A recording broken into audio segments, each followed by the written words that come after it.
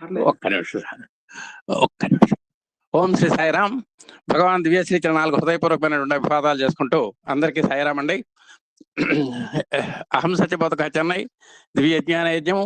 ఈ దివ్య జ్ఞాన యజ్ఞ రసారసులైన మన ఆప్తులు, ఆత్మీయులు, గురువులు అయిన శ్రీ ఎం లక్ష్మణ్ గారికి, ఎం వరలక్ష్మి గారికి హృదయపూర్వకమైనటువంటి అభివాదాలు. శ్రీ సత్యసాయి దైనందిన ఆధ్యాత్మిక వేదికలో భాగంగా ఈరోజు మనం నూతన కార్యక్రమాలు జరుపుకున్న నేపథ్యంలో ఈరోజు సత్యసాయి దైనందిన ఆధ్యాత్మిక వేదికలో భాగంగా ప్రత్యేక ఆధ్యాత్మిక సత్సంగము మన ఆత్మీయులు, మన అధినేత శ్రీ ఎం లక్ష్మణ్ గారు నిర్వహిస్తారు. ఆ తర్వాత మన గ్రూప్లో ధారావాహికంగా నడుస్తున్నటువంటి సత్యం సుందరం 7వ భాగం ఈరోజు చదవటానికి ఇద్దరు సిద్ధంగా ఉన్నారు. నెంబర్ 1 శ్రీమతి పి పద్మకుమారి గారు, సాయిరాం కూరెళ్లగూడెం. నెక్స్ట్ పి కోటేశ్వరరావు గారు, సాయిరాం హైదరాబాద్. ఇప్పుడు ప్రథమంగా ప్రత్యేక ఆధ్యాత్మిక సత్సంగం by our beloved admin Shri MLN sir. Om Shri Sairam. అందరికీ సాయిరాం. అందరికీ సాయిరాం అండి. స్వామివారికి ప్రణామం చేసుకుంటూ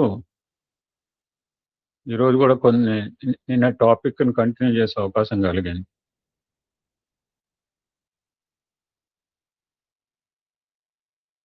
ఇరవై 26 సద్గుణాలు ఉండాలి. అందులో ముఖ్యమైనది అన్నీ ఉండలేకపోయినా కొన్నైనా ఉండాలి. అందులో ముఖ్యమైనది ఓర్పుకు అడ్డుపడే అసూయ, ద్వేషాలు 2 తోడు దొంగలు. తర్వాత మనం అందము, ఆనందం గురించి నిన్న కొంచెం చదువుకున్నాము. ఎవరంటే అందగాడు అంటే కేవలము భగవంతుడే అందగాడు, సౌందర్యవంతుడు. ఆయన మించిన అందగాడు ఎప్పుడు కనపడు. రావణు చూస్తే అందరు మోహించేవాడు. ఆ పేర్లోనే ఉంది, రమ్యతీతి రామ. స్వామిని చూడండి, ఒకసారి చూస్తే తనివి తీరదు మనకది.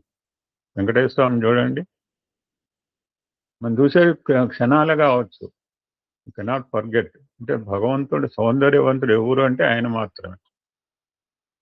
So continuation of the topic, అసూయ ద్వేషాలు కేవలం మానవుల మీద ప్రభావం చూపిస్తాయా అంటే మనం అంతటితో ఊరుకోం.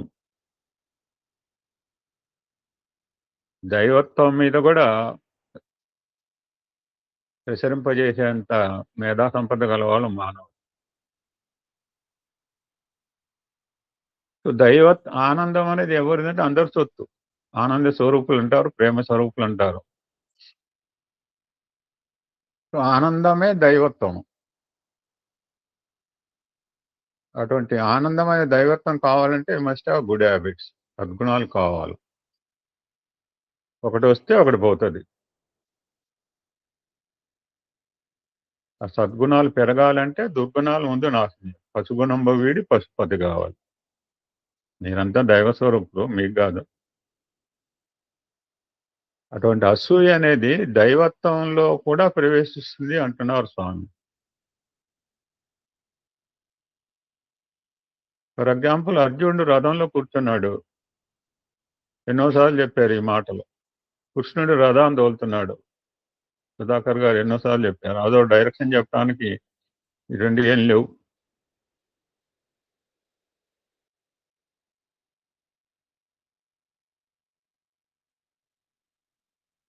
కృష్ణుడు భగవంతుడు అనే విషయం అతనికి సంపూర్ణంగా అర్థం అయిందో లేదో కానీ, అర్థం చేసుకున్నాడో లేదో కానీ, but he's a great man అనే విశ్వాసం అర్జున్లో ఉంటుంది.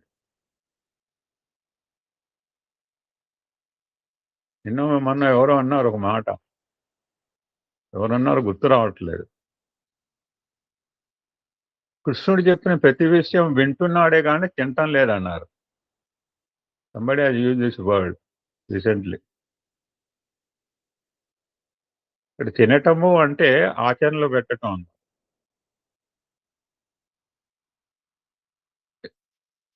ఒక చిన్న ఆదర్శాన్ని ఇక్కడ చెబుతున్నారు, ఒక ఉపమానం.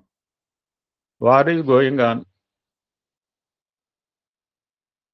మధ్యలో చాలా భయంకరమైన అస్త్రాలు ఇతనిపై వేస్తున్నారు. ముఖ్యంగా ఆ రోజు భీష్ముడితో యుద్ధం జరిగింది. భీష్ముడు కింద కూలిపోయాడు. ఆ రోజు భయంకరమైన అస్త్రాలంతా రథంలో ప్రవేశించాయి.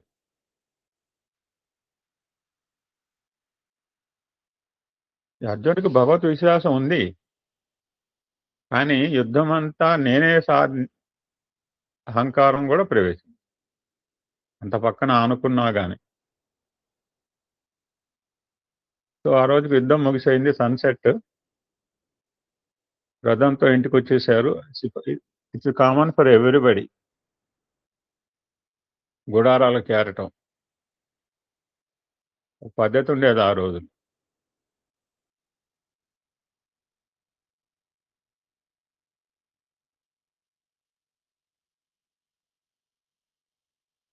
యుద్ధం నడిపేదంతా కృష్ణుడు. కానీ ఈ యుద్ధంలో విజయాన్ని సాధించిందంతా నేనే అనే అహంకారం ఎంటర్డ్ ఇన్ అర్జున. ఇంటికి రాగానే మన కార్ డ్రైవర్ గుర్తుపెట్టుకోవాలి. డ్రైవర్ దిగుతాడు, ఓనర్ దిగమంటాడు. అది మన ప్రతిసారి అలా చేయక్కర్లేదు. మన అంతగా మనం దిగచ్చు. అది పెద్ద పెద్ద వాళ్ళకి. నాలాంటాడైతే శుభ్రంగా దిగిపోవటమే కారు.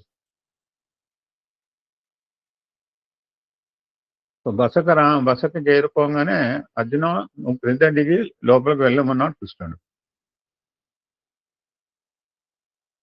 ఎప్పుడైతే ఆ ఈగో ఎంటర్ అయిందో అర్జునుడు లోపల ఫీలింగ్ అనమాట, నేను యజమాని, కృష్ణుడు డ్రైవర్ కదా. మొదట డ్రైవర్ దిగాలి, తలుపులు తెరిచినప్పుడే యజమాని దిగాలి అనుకుని, బావా ముందు నువ్వు దిగిపో అన్నాడు. కాసేపు ఈ విధంగా వాదోపవాదాలు జరుగుతూ ఉన్నాయి.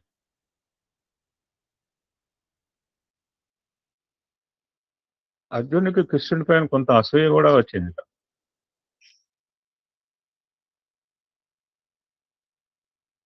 నేను గొప్పవాడు అనుకుంటున్నాను. గొప్పవాడు అనుకోవటం వల్ల నాకు ఈ విధమైన పరిస్థితి ఏర్పడింది.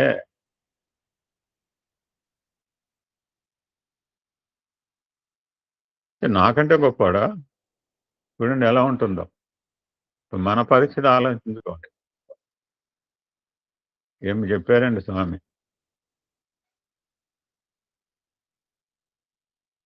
ఇవన్నీ లోపల అనుకుంటున్నాడు.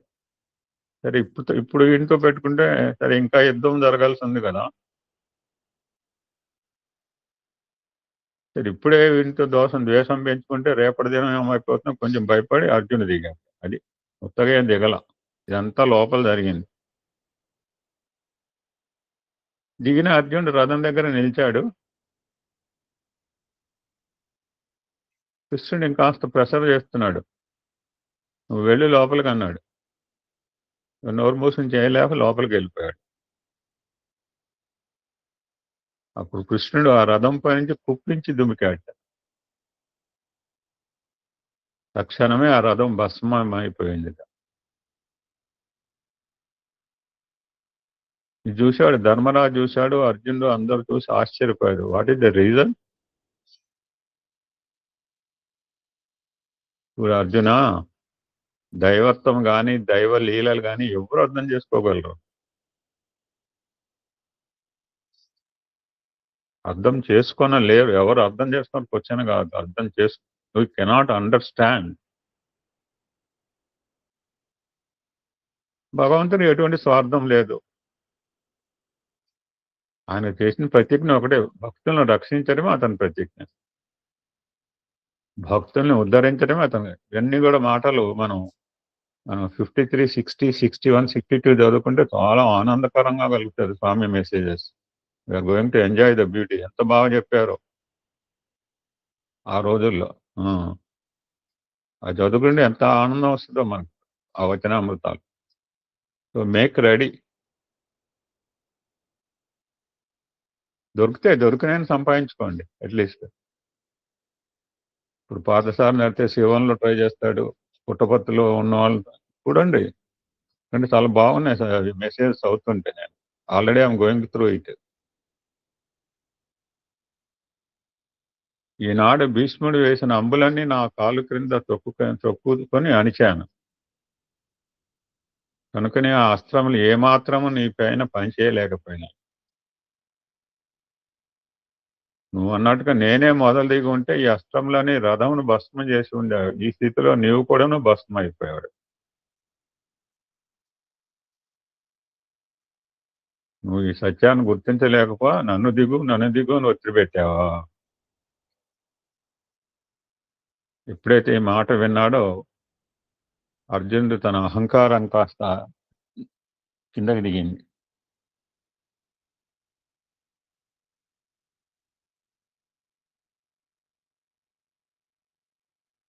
ఇందాక మనం అనుకున్నాం దైవంలో కూడా దోషాలు కనిపెట్టడం అసూయ ఒక ప్రధానమైన గుణం అంటున్నారు స్వామి. చెప్పాను కదా, అక్కడ ఏమి ఉండవు యాక్చువల్గా రంధ్రాలు. కొంతమందికి అదే పని, సూక్ష్మ రంధ్రాన్వేషణ. అసూయ అనే పదానికి మనం బాగా అద్భుతమైన డెఫినేషన్ చెప్పారు మన సుధాకర్ గారు. మన దగ్గర లేకపోవడం కాదు, అక్కడ ఏమి లేకపోయినా బొక్కలు ఎతకడం. That is true definition. మనం జనరల్గా అసూయ అంటే వాడికి కారు ఉంది నాకు లేదని మనం అనుకున్నాం. అటువంటి అసూయకు కూడా కొన్ని క్యారెక్టర్స్ ఉంటాయి అంటున్నారు స్వామి. నాకంటే అధిక కీర్తిని సంపాదించిన వారిపైన అసూయ కలుగుతుంది, నాకంటే అధిక సంపాదన కలిగిన వారిపైన అసూయ కలుగుతుంది, నాకంటే అందం ఉన్న వారిపైన అసూయ కలుగుతుంది. ఎంత కాంపిటేటివ్ స్పిరిట్. ఇప్పుడు చెప్పండి, 1981 నుంచి I know it pretty well. నేనే చేశాను. మా స్కూల్లో మా రాజాతో పాటు ఇంకో మా కొలీగ్ వాళ్ళ అబ్బాయి ఉండేవాడు. ఎవడైనా మన మార్కులు రాసుకుంటాడు, మన పిల్లల మార్కులు. ఏం కోటేశ్వరరావు గారు? అవును సార్. అంతేగాని ఎల్ఐకి ఎన్ని వచ్చినాయి కానీ రాసుకునేవాడు నేను. మా వాడు పుల్లయ్య అయితే ఎల్ఐకి ఎన్ని వచ్చినాయి అడిగేవాడు. I know this in 1981. అంతకుముందు ఈ కాంపిటేటివ్ స్పిరిట్ లేదా అంటే ఉంది. తనకంటే అధిక మార్కులు తీసుకునే వాడిపై అసూయ కలుగుతుంది.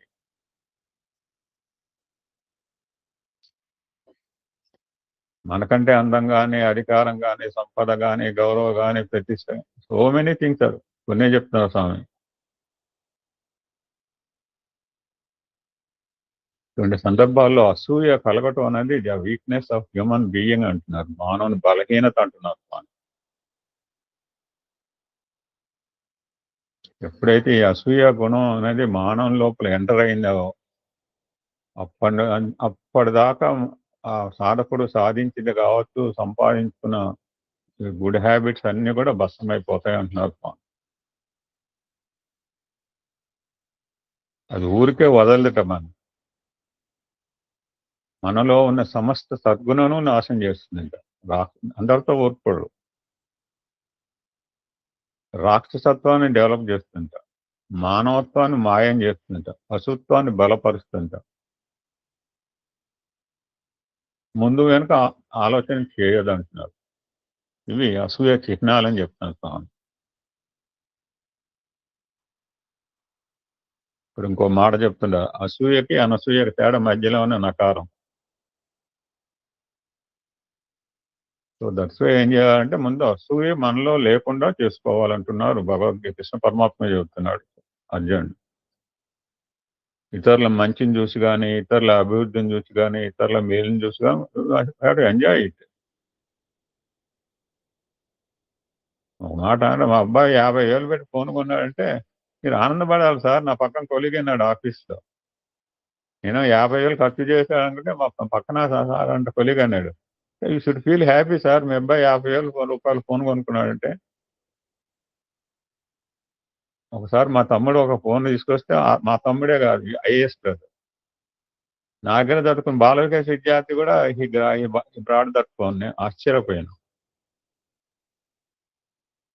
ఇది నిజమైన సద్గుణం అంటున్నా. గీత మనకేం చెప్తుంటే పరుల మంచిని చూసి వారిని మంచి కోరటమే సరైన సద్గుణం అంటున్నాను.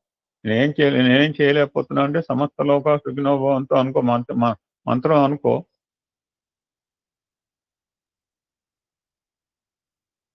మానవుడు అనుభవించే సమస్త దుఃఖాలకి మెయిన్ కారణం రీజన్ అసూయ అంటున్నారు స్వామి.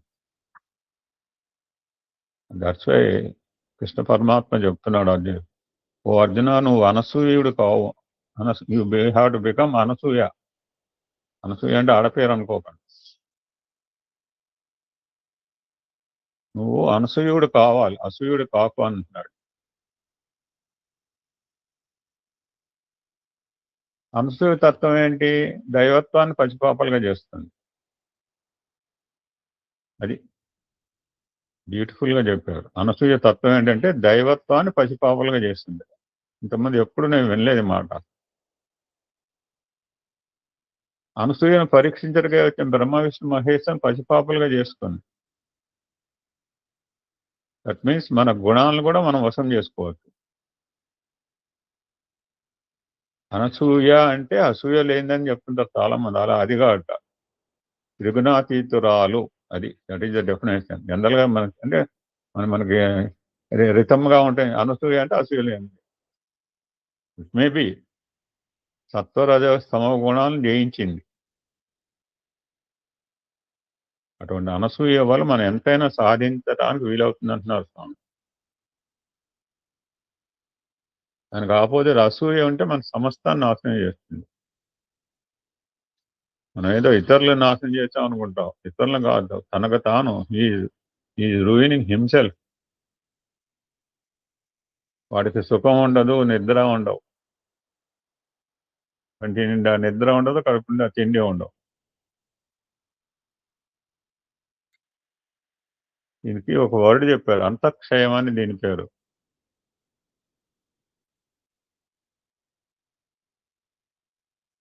ఒక రోగం ఉంటే అది అది దానికి సంబంధించిందే చేస్తుంది, కానీ ఇది మొత్తం లోపలంతా భస్మం చేస్తుందంటారు.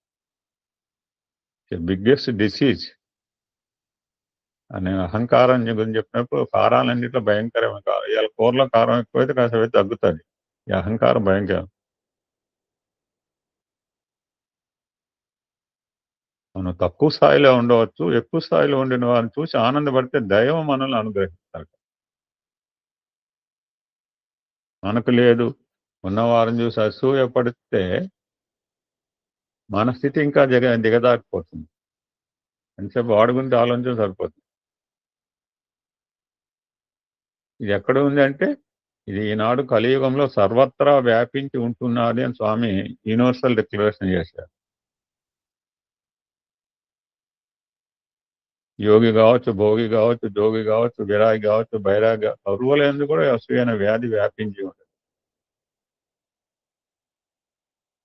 దానివల్ల మానవునికి అశాంతికి గురవుతున్నాడు అంట. ఒక పర్యాయం బుద్ధుడు భిక్షాటనకు బయలుదేరాట.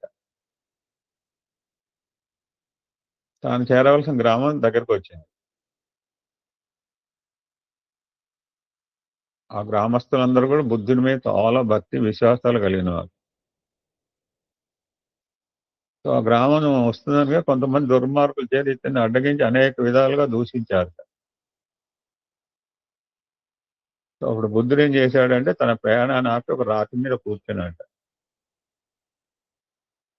అప్పుడు వాళ్ళని అడిగాడు, నన్ను మీరు దూషించడంలో ఉన్న ఆనందం ఏంటి మీకు అని అడిగారు. వాళ్ళు ఏం రీజన్ చెప్పుకుంటే మరింత వీడు ఎట్లా అడుగుతున్నాడు, ఇంకాస్త హేళన చేసి దూషించడం ప్రారంభించారు. ఓకే, నీకు ఎంతసేపు ఉంటే అంతసేపు దూషించమని కూర్చున్నాడు. తిట్టి తిట్టి తిట్టి వారికి నోరు అద్భుతం. కృష్ణుడు కూడా అంటాడు గాంధారిని, ఎన్నో శాపనార్థాలు పెడతాడు, అంతా నీ దీవెనలు అయిపోయినాయి అంటాడు. అవన్నీ ఇక వాళ్ళు అలసిపోయి వెళ్ళిపోతున్నారు. వెళ్ళిపోయే ముందుగా వారికి బుద్ధుడు చెప్తున్నాడు,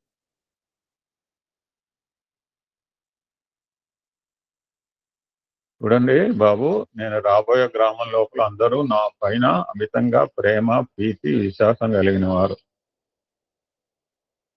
నేను కనుక ఆ గ్రామంలో చేరిన తర్వాత మీరు ఈ విధంగా ప్రవర్తిస్తే మిమ్మల్ని ముక్కలు ముక్కలు చేస్తారు అన్నాడు.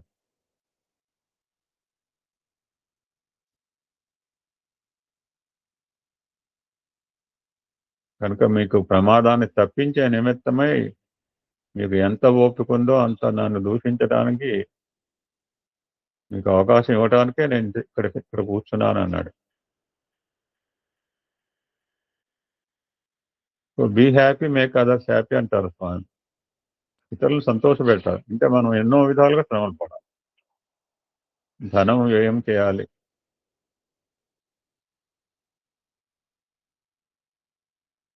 స్వామి చెప్తున్నారు, ఈనాడు నయా పైసా ఖర్చు కాకుండా ఏ విధమైన శ్రమ పడకుండా మీకు ఇంతమందికి ఇంత ఆనందాన్ని అందిస్తున్నాను ప్రశాంతి నిలయంలో. ఈనాడు ఎంత హాయి నాకు అన్నాడు.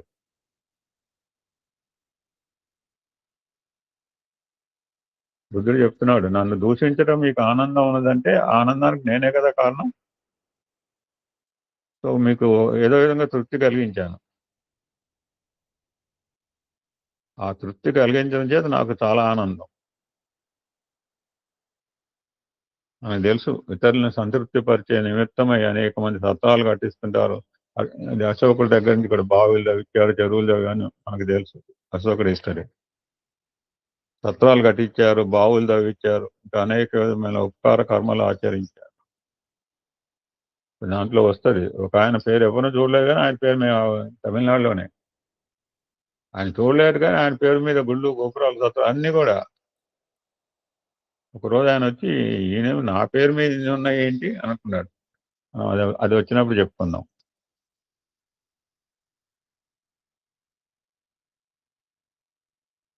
ఏమీ శ్రమ లేకుండా ఈ విధంగా ఈ దుర్మార్గులను సంతోష పెడుతున్నానంటే నేను ఎంతో గొప్ప పని చేసిన వాడినే అన్నాడు. అంతటితో ఆగల. ఇంకొక అద్భుతమైన విషయం చెప్పాడు. ఆయన నీ ఇంటికి ఒక బిచ్చగాడు వచ్చాడు, ఇది మనకు తెలుస్తుంది. భవతి భిక్షాందేహి అని అడిగాడు. నీ బిచ్చం తీసుకుని వచ్చావు, కానీ అతడు అడిగిన బిచ్చం తేలేడు. మరొక బిచ్చం తెచ్చావు, అది అతను తిరస్కరిస్తాడు. అప్పుడు ఆ బిచ్చం ఎవరికి చెందుతుంది అని అన్నాడు. నేనే వెనక్కి తీసుకుపోతాను అన్నాడు. ఆ బిచ్చం నాకే చెందుతుంది అన్నాడు ఆ వ్యక్తి. అదే విధంగానే నీవు దూషణ అనే బిచ్చం తెచ్చి నాకు ఇవ్వడానికి ప్రయత్నించావు, దాన్ని నేను తీసుకోలేదు. అప్పుడు భిక్షం ఎవరికి చేరుతుంది? It belongs to you. That means నిన్ను నువ్వే తిట్టుకున్నావు, నిన్ను నువ్వే దూషించుకున్నావు, నన్ను కాదు. ఈ ఎగ్జాంపుల్ కూడా మనకు తెలుసు. ఒక రిజిస్టర్ కవర్ ఒక మిత్రుడికి పోస్ట్లో వేస్తే ఆ ఫ్రెండ్ ఆ రిజిస్టర్ కవర్ తీసుకోకుండా పోతే పోస్టల్ డిపార్ట్మెంట్లో ఏమవుతుంది ఆ కవర్? నేను చాలా విభూతులు పంపించాను, ఒక్క కవర్ మాత్రమే నాకు రిటర్న్ వచ్చింది. అవుట్ ఆఫ్ నియర్లీ 400 అబౌవ్ స్వామి ప్రసాదాల్లో. నేను ఆశ్చర్యపోయాను, మా అబ్బాయి కూడా ఆశ్చర్యపోయాడు. నాకు ఏది ఎప్పుడు రిటర్న్ రాలేదు ఒకటి, ఎప్పుడు కూడా. ఎందుకంటే క్లియర్గా ఫ్రమ్ అడ్రస్ రాయమంటారు ఇక్కడ పోస్టల్ వాళ్ళు. అది ఎవరు పంపించారో వారికే రీడైరెక్ట్ చేస్తుంది. That's like that. నువ్వు ఒకరిని దూషిస్తూ వచ్చావంటే, లేదా ఒకరిని విమర్శిస్తూ వచ్చావంటే, వాళ్ళు కనుక దాన్ని లక్ష్యం చేయకపోతే ఆ విమర్శ నీకే రీడైరెక్ట్ అయిపోతుంది. సో మనం అనుకుంటాం, మనం దేశించడం వల్ల, అసూయ వల్ల ఎవరినో బాధ పెడుతున్నాం అనుకుంటాం. వాళ్ళని కాదు, మనమే బాధ పెట్టుకుంటున్నాం అంటారు స్వామి.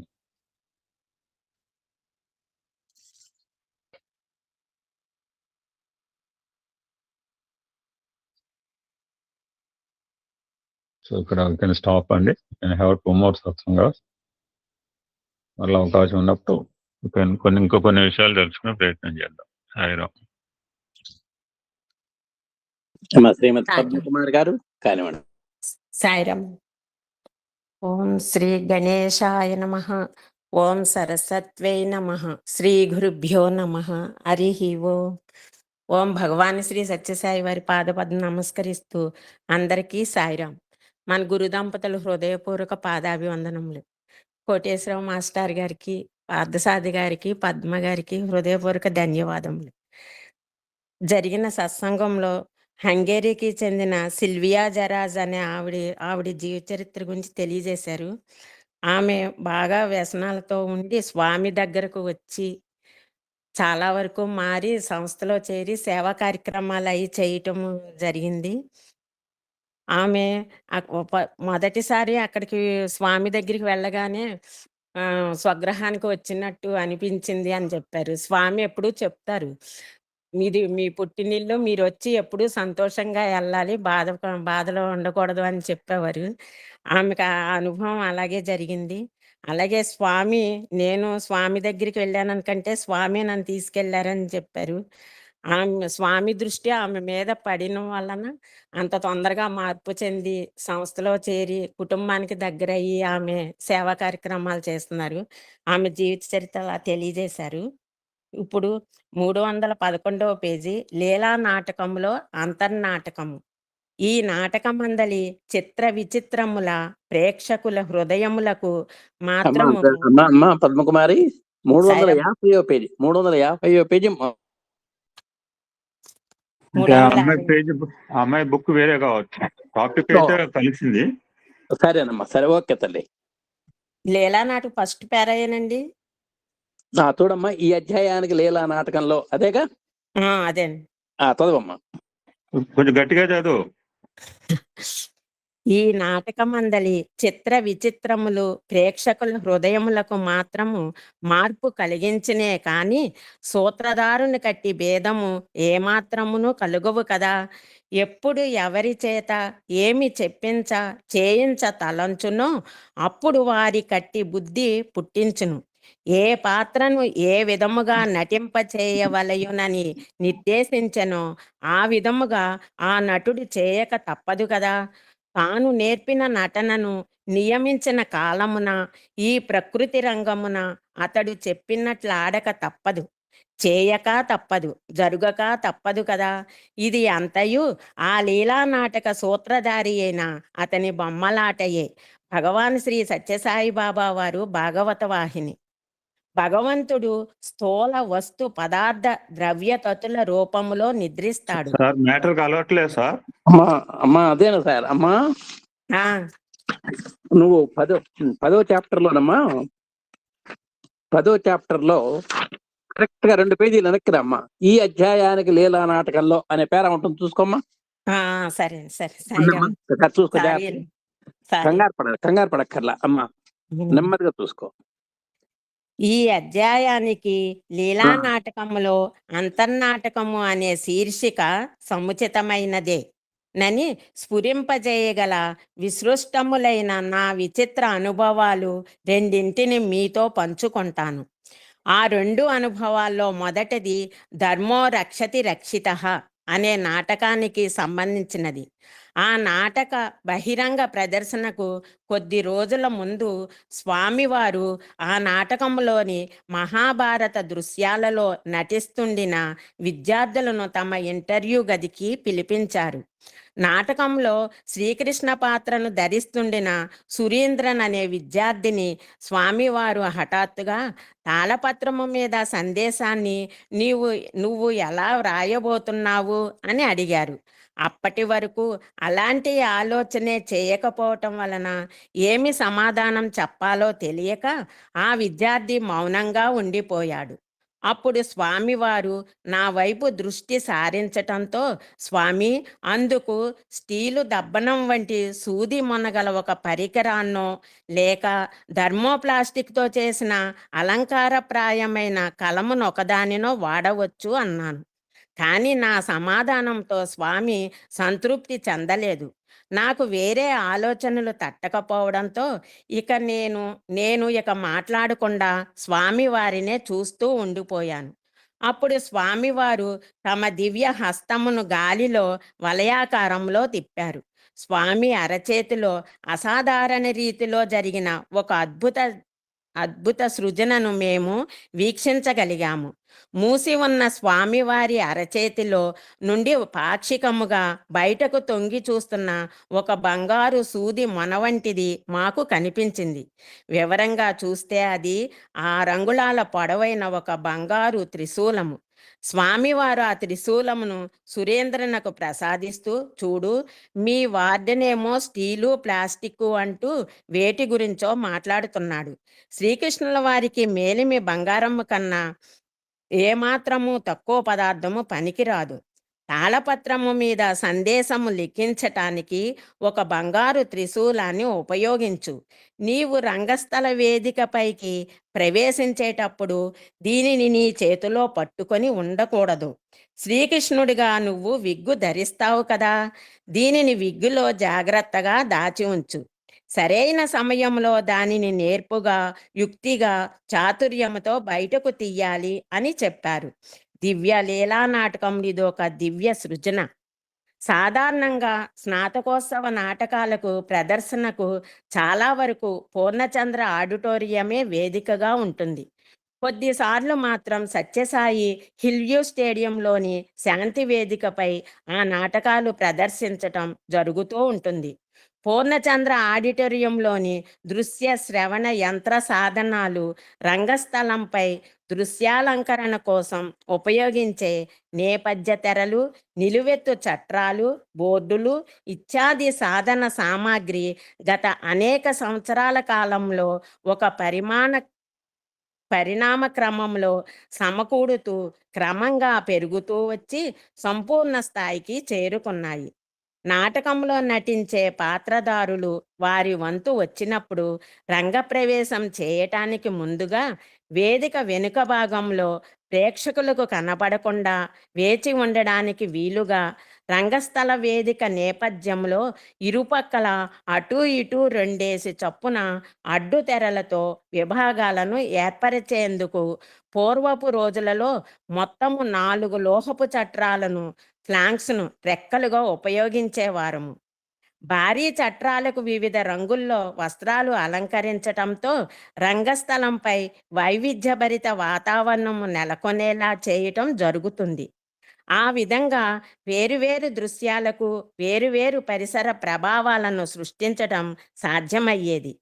ఆ భారీ లోహపు చట్రాలను అవసరాలకు అనుకూలంగా అటూ ఇటూ మార్చుకోవటం ద్వారా వేదికపై నేపథ్య దృశ్యాలు మార్చటం జరిగేది.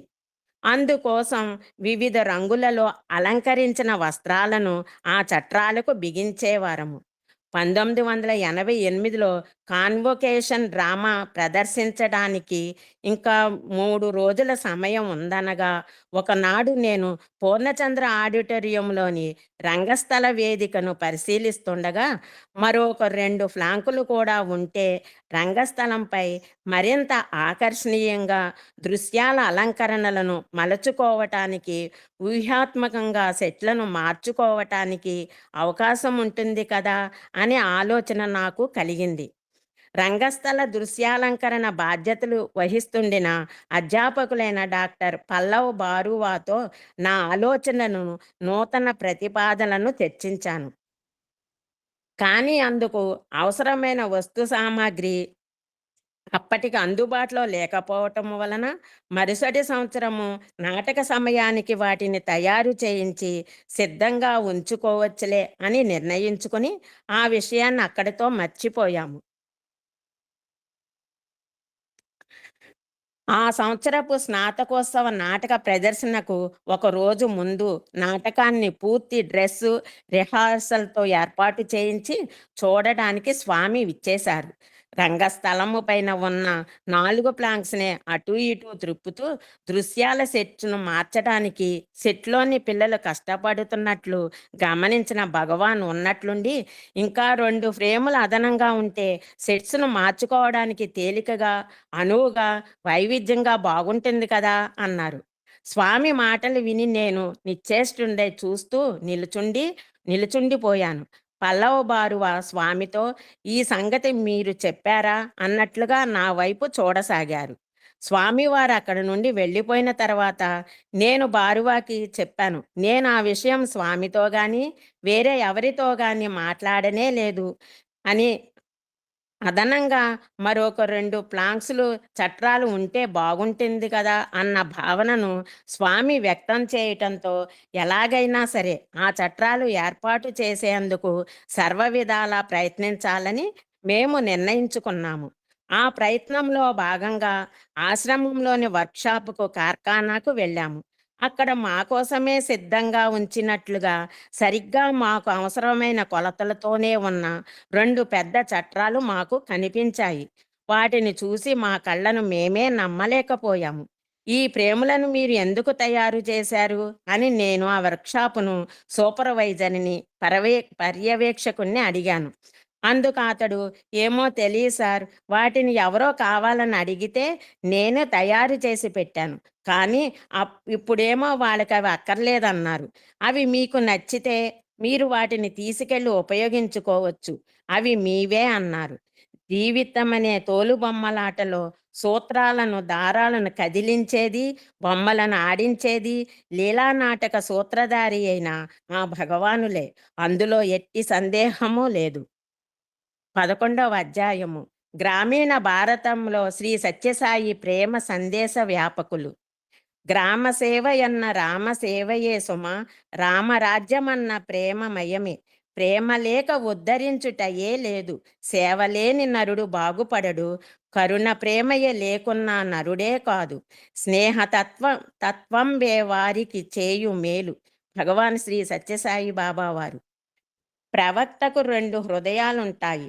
అందులో ఒక హృదయము మన దుఃఖాలకు, వ్యధలకు బాధపడి నెత్తురోడుతుండగా, మరొకటి మన దోషాలను, దుష్కర్మలను క్షమతో సహిస్తూ, భరిస్తూ ఉంటుంది అని దృఢముగా వాకురిచ్చాడు ఖలీల్ గిబ్రాస్. వర్తమాన కాలంలో ఈ సంక్షుభిత కల్లోలిత ప్రపంచంలో మానవాకారంలో మన మధ్య నడయాడుతున్న దివ్య ప్రేమమూర్తి, అపార కరుణాసాగరులు అయిన భగవాన్ శ్రీ సత్యసాయి బాబా వారు కూడా ఖలీల్ గిబ్రాస్ పేర్కొన్న ప్రవక్తలాగానే తన పరిసర ప్రపంచంలో మానవాళి అనుభవించే దుఃఖాలకు, వ్యధలకు, మానవుల్లో పెరిగిపోతున్న దోషపూరిత అమానుష నిర్లక్ష్య ధోరణులకు కలత చెంది నెత్తురోడిన తమ హృదయంలోకి తొంగి చూసే అవకాశాన్ని ఒకానొక సందర్భంలో మనకు కల్పించారు. అది 2000 అక్టోబర్ 6వ తేదీ.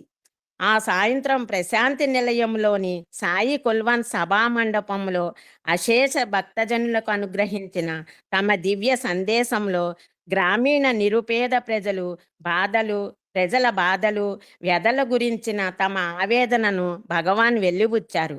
ఒక వార్తాపత్రికలో ప్రచురింపబడిన ఒకానొక విషాద సంఘటన ఏ విధంగా తమ హృదయానికి అత్యంత ఆవేదనను కలుగజేసిందో తీవ్ర వ్యాకులతో పాటు స్వామి వివరించారు. ఒకానొక సమయంలో పేపర్లో ఒక విచారకరమైన వార్తను చూశాను. ఒక నిరుపేదరాలైన తల్లి తాను పస్తుంటూ తన 3 పిల్లలను పోషించి కొంతకాలానికి పిల్లలను పోషించటానికి ఆమెకు శక్తి చాలక వారికి విషమిచ్చి తాను కూడా ఇంత విషం మృంగి మరణించింది. పేపర్లో ఈ వార్తను చూసినప్పుడు భారతీయులు ఇంత కఠిన హృదయులా, ఇంత దుర్మార్గులా, ఇంత దయాదాక్షిణ రహితులా అనిపించింది. ఆ సంఘటనను వివరిస్తున్నప్పుడు భగవాన్ కన్నులలో కన్నీరూబికి వారి గొంతు ఆవేదనతో రుద్ధమై పూడిపోయి దుఃఖపూరితమై పిగిలింది. ఆ క్షణంలో ఆ దివ్య స్వరూపిణి క్షమాహృదయం ఎవ్వరినీ క్షమించడానికి సిద్ధంగా లేదు. భగవానుల నెత్తురోడుతున్న హృదయము ధర్మాగ్రహంతో అగ్నిపర్వతము వలె విస్ఫోటనం చెంది బద్దలైంది. తమ ప్రసంగంలో అప్పటికప్పుడే తమ వజ్ర సంకల్పంను ప్రకటించారు భగవాన్. పరులకు సహాయము చేయని వ్యక్తి నిజంగా చచ్చిన వానితో సమానం. పేదవారి పొట్టకింత అన్నము పెట్టాలి, ధరించుటకు వస్త్రం ఇవ్వాలి, వారి పిల్లల విద్యాభ్యాసంనకు తగిన సహాయం చేసి వారి జీవితాలను ఉద్ధరించాలి. అందుకోసమే నా పిల్లలను ఈ జిల్లాలోని పల్లెకు పంపించి వారి చేత సేవా కార్యక్రమాలు చేయించాలని సంకల్పించుకున్నాను. విద్యార్థులు, భక్తులు పెద్ద ఎత్తున కరతాళ ధ్వనులు చేశారు. మీరు కేవలం క్లాప్స్, చప్పట్లు కొడితే నాకు ఆనందము కలగదు. సేవలు చేసినప్పుడే నాకు ఆనందము కలుగుతుంది. విద్యార్థులారా, కొన్ని లారీలలో చీరలు, పంచెలు, పిల్లల కోసం ప్యాంట్లు, షర్ట్లు, గౌన్లు తీసుకుని పల్లెకు వెళ్ళి పంచాలి. నా సంకల్పము వజ్ర సంకల్పము. అది 2000 అక్టోబర్ 30వ తేదీ. అది శ్రీ సత్యసాయి విద్యా సంస్థలలోని విద్యార్థులు, అధ్యాపకులు గ్రామాలలో వివిధ సేవలను అందించేందుకు ఉద్దేశించిన గ్రామ సేవా కార్యక్రమ ప్రారంభోత్సవ సందర్భము. ఆనాటి ఉదయం ప్రశాంతి మందిరంలో సమావేశమైన శ్రీ సత్యసాయి విద్యా సంస్థల అధ్యాపకుల బృందాన్ని ఉద్దేశించి ప్రసంగిస్తూ వారందరికీ భగవాన్ బాబావారు మరలా తమ హృదయాంతర్గత వేదనను మరొక్కసారి వెల్లడించారు. ఒక నిర్భాగ్యురాలైన నిరుపేదరాలగు మాతృమూర్తి ఆమె చిన్నారి పిల్లలు పట్టెడు అన్నానికి కొద్దిపాటు ఆహారపు ముద్దలకు కూడా నోచుకోలేని దీనస్థితిలో బలవంతంగా ప్రాణం తీసుకొని మరణిస్తూ ఉంటే ఏమీ పట్టనట్లు వారి కర్మకు వారిని వదిలివేసి చూస్తూ నిర్లక్ష్య ధోరణిలో ఉన్న ఈ భారతీయుల హృదయాలలో కరుణ ఆర్ద్రతల ఓటలు పూర్తిగా ఇంకి ఎండిపోయాయా? వారి గుండెలు బండరాళ్ళై కఠిన పాషాణాలైపోయాయా? పుణ్యభూమి, త్యాగభూమి, యోగభూమి అయిన ఈ పవిత్ర భారతదేశంలో ఇలాంటి దారుణం ఎలా సంభవించింది? ఎందుకు సంభవించింది? అవతారమూర్తిలోని కరుణరసము కట్టలు తెంచుకొని వెల్లువై పారింది. అది శ్రీ సత్యసాయి గ్రామ సేవా పథకం రూపంలో పొంగి పొరలి ఆ పరిసర గ్రామాలన్నింట కారుణ్య నిర్మై ప్రవహించింది. భారతదేశంలో 6,38,596 గ్రామాలు ఉన్నాయి. భారతదేశం మొత్తం జనాభాలో 70% ప్రజలు గ్రామాల్లో నివసించేవారే. భారతదేశంలో గ్రామీణుల జనాభా సంఖ్య సుమారు 78 కోట్ల వరకు ఉంది. వీరిలో 30% మంది అనగా సుమారు 22 కోట్ల మంది జాతీయ దారిద్ర్య రేఖకు దిగువ స్థాయిలో జీవిస్తున్నారు. ఆ నిరుపేదలందరి ఆదాయం కలిసిన మొత్తం జాతీయ ఆదాయంలో అతి ఘోరంగా కేవలం 3% మాత్రమే. గ్రామీణ భారతంలోని ఒకానొక వెనుకబడిన ప్రాంతంలోని అటువంటి ఒక చిన్న గ్రామాన్ని దివ్యావతారి శ్రీ సత్యసాయి బాబా వారు 1926లో తమ అవతార ఆగమనానికి జన్మస్థలంగా ఎంచుకున్నారు. ఆయన పుట్టింది పెరిగింది పేదరికంలోను లేమిలోను. అందువలనే గ్రామీణ ప్రాంతాలలోని నిరుపేదల కఠోర కష్టాలు వారు పడే పాట్లు భగవాన్ బాబా వారికి తెలిసినంత సన్నిహితంగా వివరంగా వేరెవరికీ తెలియదు. భగవాన్ చిన్న పిల్లవాడిగా ఉన్న రోజుల్లో గ్రామాలు భౌతిక అవసరాల విషయాల్లో పేదరికంతోనే ఎక్కువగా ఉండినప్పటికీ భారతీయ సాంస్కృతిక నైతిక విలువల విషయంలో సంపన్నములుగానే ఉండేవి. అప్పటి ప్రజలు తమ గ్రామంలో తోటి గ్రామస్తులెవ్వరూ ఆకలితో అలమటిస్తూ మరణించకుండా తోటివారి యోగక్షేమాల విషయంలో నైతిక బాధ్యత వహించి వారిని కష్టాల్లో ఆదుకునేవారు. 20వ శతాబ్దపు ద్వితీయార్థంలో ఆధునిక నాగరికత ప్రభావం గ్రామీణ భారతంలో విలువల్ని తీవ్రంగా హరించి వేసింది. గ్రామీణుల జీవన స్థితిగతులను మెరుగుపరచడానికి ఆ ఆధునిక నాగరికత చేసింది అతి స్వల్పం. ఆ విధంగా గ్రామీణుల ఆర్థిక భౌతిక పేదరికానికి నైతిక పేదరికం కూడా అదనంగా కూడి తోడయింది. నిర్భాగ్యురాలైన నిరుపేద మాతృమూర్తి మరియు ఆమె 3 చిన్నారి పిల్లల మరణ వార్తతో భగవానుల హృదయంలో వెల్లువై ఉప్పొంగిన కరుణావేశము నుండి 2 వినూత్న గ్రామీణ సేవ పథకాలు ఆవిర్భవించాయి. వాటిలో మొదటిది 2000 అక్టోబర్లో ప్రారంభింపబడిన శ్రీ సత్యసాయి గ్రామ సేవా పథకము కాగా మొదటి దానితో పాటుగానే ఏకకాలంలో భగవానులచే స్వయంగా రూపకల్పన గావించబడి 1 సంవత్సర కాలంలో వాస్తవ రూపం దాల్చి అమలు పరచబడిన 2వ పథకము శ్రీ సత్యసాయి దీన జనోద్ధరణ పథకము. 2వదైన దీన జనోద్ధరణ పథకము ఆలోచన రూపంలో భగవానుల మదిలో రూపుదిద్దుకోవటానికి వెనుకగల ముఖ్య ఉద్దేశమును లక్ష్యమును స్వయముగా వారి నుండే విని గ్రహించగలిగే భాగ్యము నాకు ఒక సందర్భంలో లభించింది. ప్రశాంతి నిలయ ఆశ్రమ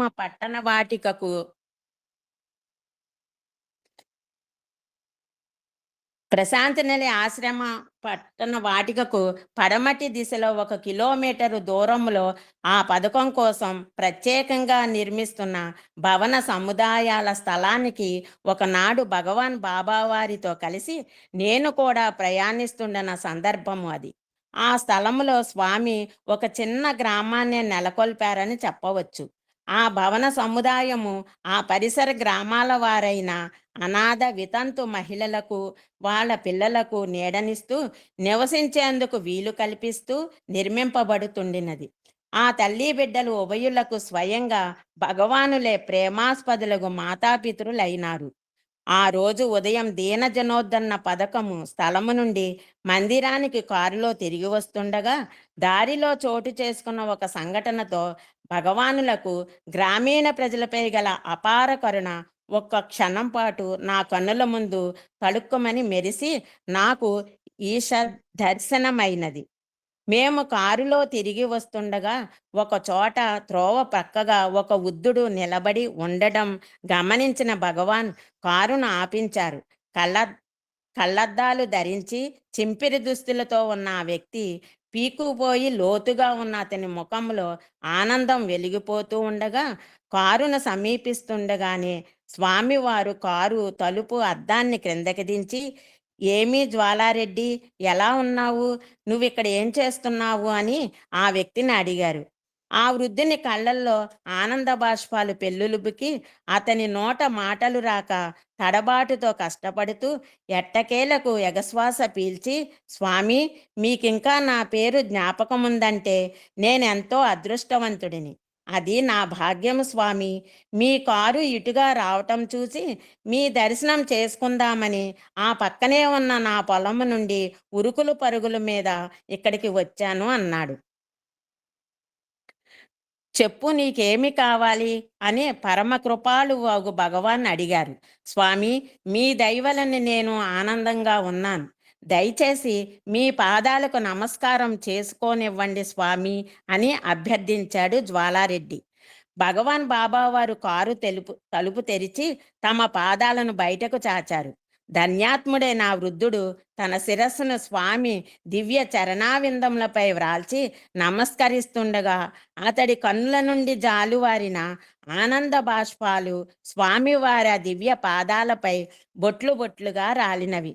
కారు మరలా ముందుకు కదిలి మందిరం వైపు సాగుతుండగా భగవాన్ నాకు చెప్పారు, తాము చిన్న వయసులో స్కూలు విద్యార్థిగా ఉండగా ఆ జ్వాలారెడ్డి తమ తరగతిలోనే సహ విద్యార్థిగా చదువుకునేవాడని, అనేక సంవత్సరాల తర్వాత మరలా ఈ రోజు అతనిని కలుసుకోవటం జరిగిందని, ధన్యజీవి అయిన వృద్ధ గ్రామీణుని మరొక్కసారి దర్శిద్దామని నేను వెనక్కి తిరిగి చూసేసరికి కన్నీటి తెరలతో నా చూపు మసకబారిపోయింది.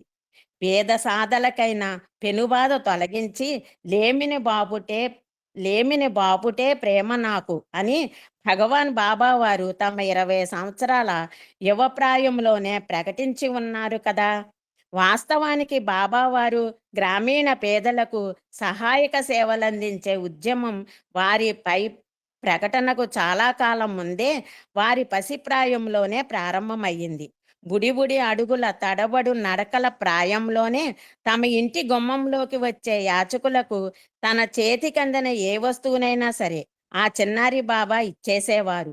తోటి మానవుని ఆకలి తీర్చటం కోసం తన భోజనాన్ని మానుకోవటానికి కూడా ఆయన సిద్ధమే.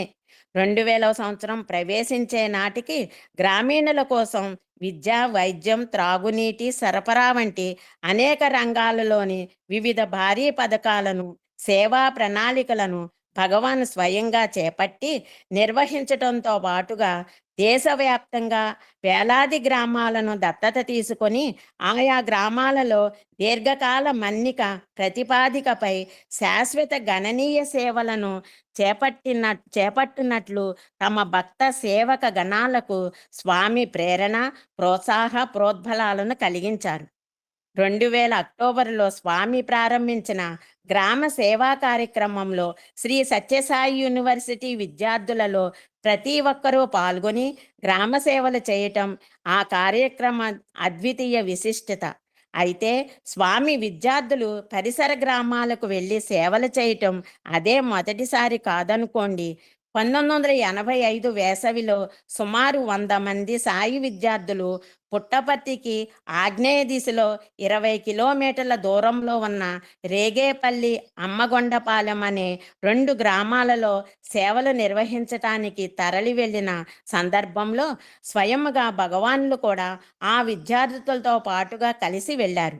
కానీ అప్పటి ఆ సేవలు చాలా చిన్న స్థాయిలో నిర్వహించబడినవి. విద్యార్థులు కూడా పరిమిత సంఖ్యలో, చాలా కొద్ది మంది మాత్రం పాల్గొన్న సేవలు అవి. సాయిరామ్. ఒక్క విషయం నేను మాట్లాడతాను సార్. అలాగే సార్. ఇప్పుడు ఇందులో చెప్పిన దాంట్లో ఈ దీన జనార్దన పథకం కాల్ డీజేపీ.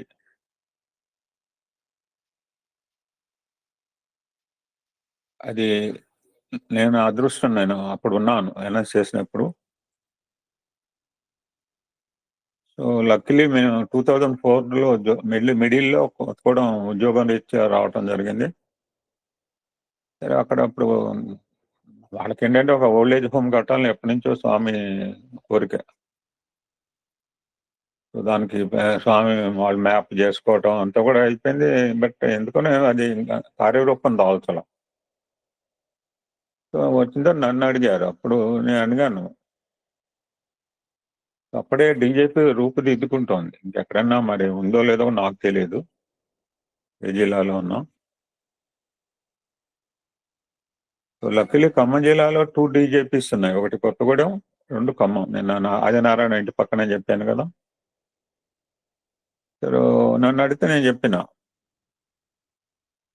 ముసలి వాళ్ళు అంటే ఎవరైనా జాలి దయ చూపిస్తారు. ఈ చిన్న ఇప్పుడు డీజేపీ పిల్లలు అంటే ఎవ్వరు ఏమైనా అడిగితే ఏమైందిరా, నీకేమైంది, పని చేసుకోవచ్చుగా, చదువుకోని అంటుంటారను. So will go for DJP అని అన్నాను. సరే నేను కొత్తవాడిని, అక్కడ అందరూ ఎంతో కాకూడదు. ఇప్పుడు దేశశాస్త్రి గారు, ఏ లక్ష్మీనారాయణ గారు, చాలా మంది ఉన్నారు అక్కడ. ఏమనుకున్నారేమో, first we started old age home పక్కన పెట్టి డీజేపీ కాంప్లెక్స్ ని కట్టడం జరిగింది 2005లో. తర్వాత వారి ఎప్పుడు చిరకాల కోరిక 2010లో started just old age home also. పెద్ద కాంప్లెక్స్ అయింది, 3-4 అంతస్తులు. ఎంతో మంది వృద్ధులకి, ఎంతో మంది కార్యక్రమాలకు, బయట వాళ్ళకు కూడా కార్యక్రమాలు చేసుకోవడానికి అవకాశం. సత్యసాయి ఆశ్రమం అనమాట. వన్ ఆఫ్ ది ట్రస్టీ అనమాట. లైక్ నా దగ్గర ఏం లేవు యాక్చువల్గా. So they selected me as trustee. పెద్ద పెద్ద కోటేశ్వర్లు అందరు ఉన్నారు. మా రేగల్ అనిల్ కుమార్ గారు, వీళ్ళంతా ఉన్నారు అన్నమాట దాంట్లో. మాకు మా మేడంకు 2005 నుంచి ఇక్కడ దాకా వచ్చేదాకా 2016 దాకా ఆ యొక్క డీజేపీలో ఆ ఓల్డ్ ఏజ్ హోమ్లో సేవ చేసుకున్న భాగ్యం మాకు కలిగిందండి. ఇందాక డీజేపీ అంటే నాకు ఈ మాటలు చెప్పాలనిపించింది. Thank you sir. అమ్మా చదువు అమ్మా.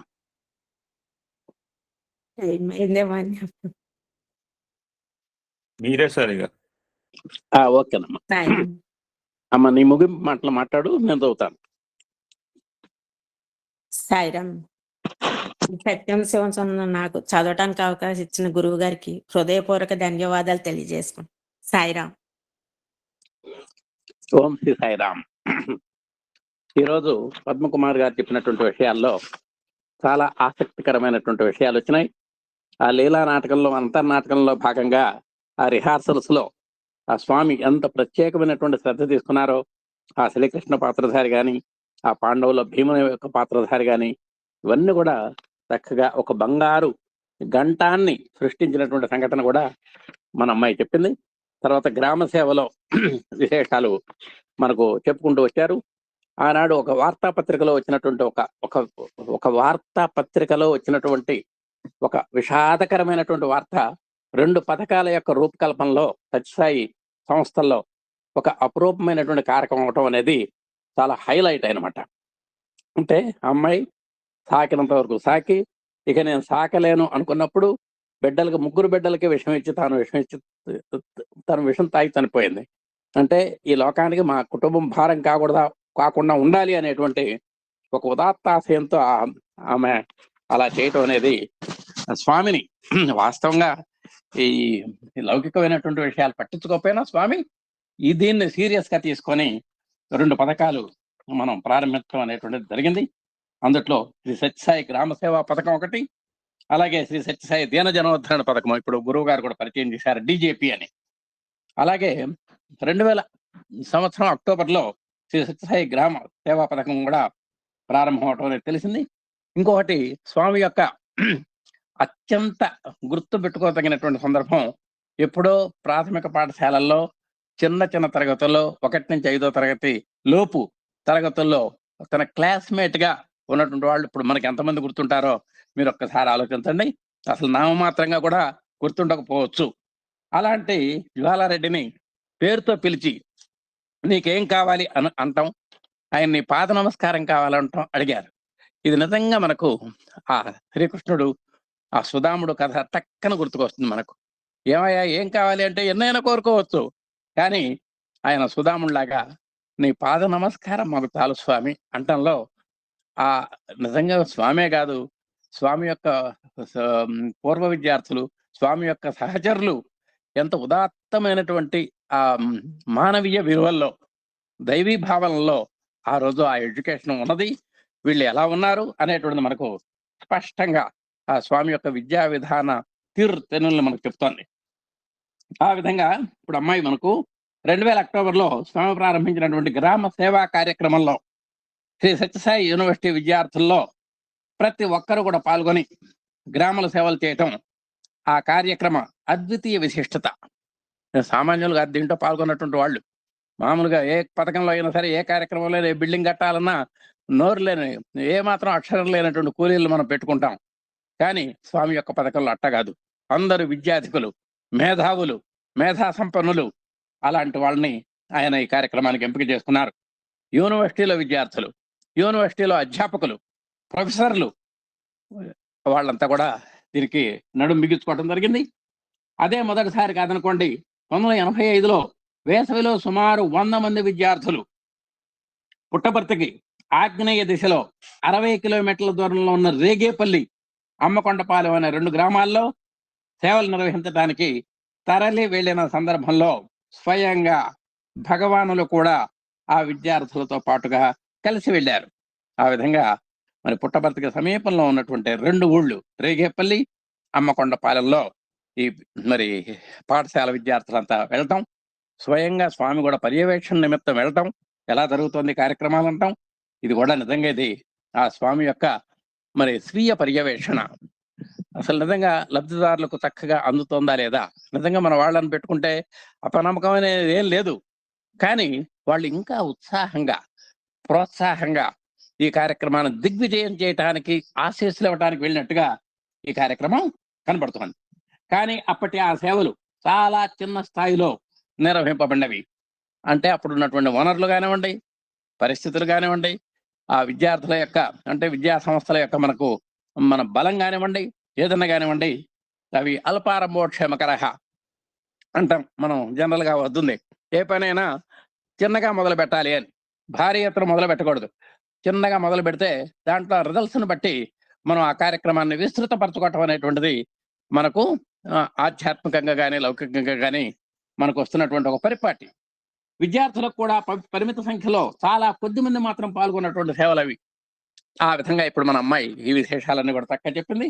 ఇక తర్వాత మనం 2000 సంవత్సరంలో భగవాన్లచే ప్రారంభింపబడి అక్టోబర్ 31 నుండి నవంబర్ 14 వరకు 2 వారాల పాటు నిర్వహింపబడిన గ్రామ సేవ కార్యక్రమం భగవానులు గ్రామీణ భారత ప్రజలతో పంచుకునే అవ్యాజ ప్రేమకు, ఆ ప్రజలపై వారు కురిపించేటువంటి అనుగ్రహానికి చిహ్నమై నిలబడింది. ఆ విధంగా స్వామి 2000 సంవత్సరంలో చక్కగా ఒక 2 వారాల పాటు గ్రామ సేవకి శ్రీకారం చుట్టడం జరిగింది. ఆ ప్రజలపై వారు కురిపించేటువంటి అనుగ్రహానికి ఇది చిహ్నం. స్వామివారు చేపట్టినటువంటి ఆ బృహత్ కార్యక్రమం ద్వారా పూర్వపు శ్రీ సత్యసాయి తాలూకా పరిధిలోని మొత్తం 150 పెద్ద చిన్న గ్రామాల సుమారు 3 లక్షల మంది ప్రజలు ప్రత్యక్షంగా లబ్ధి పొందారు. ఆ విధంగా మనం తాలూకా లెవెల్లో ఆలోచిస్తే పూర్వపు సత్యసాయి తాలూకా పరిధిలో 150 పెద్దవి కానివ్వండి, చిన్నవి కానివ్వండి గ్రామాల్లో సుమారు 3 లక్షల మంది ఈ గ్రామ సేవా పథకంలో వారు లబ్ధి పొందటం జరిగింది. ఏమిటి దీంట్లో యొక్క ప్రధాన లక్ష్యాలు? ప్రతి వ్యక్తికి ఆహారం, ప్రసాదం, ప్రతి ఒక్క ఇంటికి ఒక జత వస్త్రాలు, వారి ఇళ్ల గుమ్మాల వద్దకు వెళ్ళి వారి మధ్యాహ్న భోజన సమయంలోగా ప్రతి ఒక్కరికి అందించాలి అన్న భగవానుల యొక్క ఆజ్ఞ గ్రామ సేవా కార్యక్రమానికి ఉద్యమ దీక్షా ప్రకటన అయింది. ఒకటే పెట్టారు, అంటే supply at the door step. వాళ్ళు మన దగ్గరికి రావటం కాదు, మనం ఆ గడప దగ్గరికి వెళ్ళి ఆ లబ్ధి ముందర ప్రతి ఒక్కరికి ఆహారం, అదే ప్రసాదంగా భావిస్తాం. అలాగే ఒక జత వస్త్రాలు, అలాగే మరి ఈ విధంగా ఆహారము, వస్త్రం, ఇవన్నీ కూడా మనకు అందించడం జరిగిందండి ఆ ప్రోగ్రాంలో. మన సత్యసాయి విద్యార్థులే వాళ్ళంతా కూడా ముందుగా ఎన్యూమరేషన్ చేసుకొని ఏ ఇంటి తర్వాత ఏ ఇంటికి వెళ్ళాలో చూసుకొని వాటిని అంచనా వేసుకొని అంచనా ప్రకారం ఇవన్నీ కూడా సమకూర్చుకొని అక్కడికి తీసుకెళ్ళి ఒక ప్లాన్డ్ గా ఇవ్వటం జరిగింది. ఇదంతా కూడా ఆ గ్రామాలు. సార్ ఇక్కడ చెప్పండి. ఆడపిల్లలు అర్ధరాత్రి 15 రోజులు అర్ధరాత్రి దే యూ టు ప్యాక్ దిస్ పులిహోర కావచ్చు, ఇంకొక మెటీరియల్ దే యూ to pack throughout night. అవి కూడా వస్తున్నాయి సార్, ఆ విశేషాలు కూడా రాబోతున్నాయి. వస్తున్నాయి సార్. మన అమ్మాయిలు కూడా నిద్రాహారాలు మాని మన గురువు గారు చెప్పినట్టుగా మహాశివరాత్రి అంటాం మనం. అలాంటి ప్రతిరోజు కూడా ఆ 15 రోజులు మహారాత్రులు, శివరాత్రులు, శుభరాత్రులు అంటాం. అలా గడిపారు మన కాలేజీ విద్యార్థులు. అవి కూడా విశేషాలు వస్తున్నాయి, ఇప్పుడు రాబోతున్నాయి. ఆ గ్రామాల్లో ప్రతి ఒక్కరికి ఇంటికి భగవానులు తమ విద్యార్థుల ద్వారా పంపే ఆహారము అంటే ప్రసాదం, దుస్తులు సాక్షాత్తు రూపుదాల్చినటువంటి వారి యొక్క ప్రేమానుగ్రహాలే. నిజంగా ఇవి భౌతికంగా మనం భౌతిక వస్త్రాలుగా కనబడుతున్నాయి, ఆహారం, వస్త్రాలు, అన్న వస్త్రాలు. కానీ అట్లా కాదు. ప్రతి ఒక్కరి యొక్క చూపులో ఎట్లా కనబడుతోందంటే ఆ అన్నంలో భగవత్ ప్రసాదం కనబడుతోంది, ఆ వస్త్రాల్లో స్వామి పంపించినటువంటి ఒక పుట్టాలు. మనం అల్లుడికి మనం పెళ్లికి పెడతాం చూశారు, అలాంటి పుట్టాల్లాగా వాళ్ళు భావిస్తున్నారు అన్నమాట. అంటే దివ్యానుగ్రహ సంపన్నంగా వాళ్ళు భావిస్తున్నారు. వాటిని గ్రామీణులు స్వామివారి యొక్క ప్రసాదాలుగా భావించి భక్తి ప్రపత్తులతో స్వీకరించారు. నమస్కార పురసరంగా తీసుకున్నారు. ఏదో ఇట్లా చేతులు బట్టి తీసుకోవటం కాదు, ముందర నమస్కరించి ఆ ప్రసాదాన్ని వారు స్వీకరించడంలో దాంట్లో ఉన్నటువంటి ఒక పాతివ్రత అంటే ఒక పవిత్రత, ఒక ప్యూరిటీ కనబడుతోంది. దైవానుగ్రహ సంపత్తికి సంకేతం కనబడుతోంది. గ్రామీణులను భయాందోళన లేకుండా ఆనందంగా జీవించమనే భగవానుల దివ్యాశ్వాసనకు ఆ వరప్రసాదాలు చిహ్నంగా నిలబడ్డాయి. దాంట్లో దివ్యాశ్వాసన కనబడుతోంది. మీకేం ఢోకా లేదు, don't fear, I am near అనేటువంటి ఒక సంకేతం ఆ అన్న ప్రసాదాల్లో ప్రతి ఒక్కరి యొక్క హృదయంలో తళుక్కును మెరిసిందనమాట సూత్రం. దాన్నే ఒక చిన్న మాటలో వాడారు మన నరసింహమూర్తి గారు. ఇందాక నుంచి నేను నేను అని చదువుతోంది మన అమ్మాయి. ఈ నేను ఎవరంటే బి నరసింహమూర్తి గారు. ఈ పాఠ్యభాగ రచయితగా మనం గుర్తుపెట్టుకోవాలి. ఆ వరప్రసాదాలు చిహ్నములుగా నిలబడ్డాయి. ఇట్టి వాస్తవానికి తార్కాణంపై నిలిచిన ఒక సంఘటన ఇప్పుడు మనం చూద్దాం. ప్రశాంతి నిలయం నుండి సుమారు 40 కిలోమీటర్ల దూరంలో ఉన్న ఒక మోస్తరు పెద్ద గ్రామమైనటువంటి అగ్రహారం. ఆ ఊరు పేరే అగ్రహారం. ఆ జనాభా సుమారు 3000 మంది ఉంటుంది.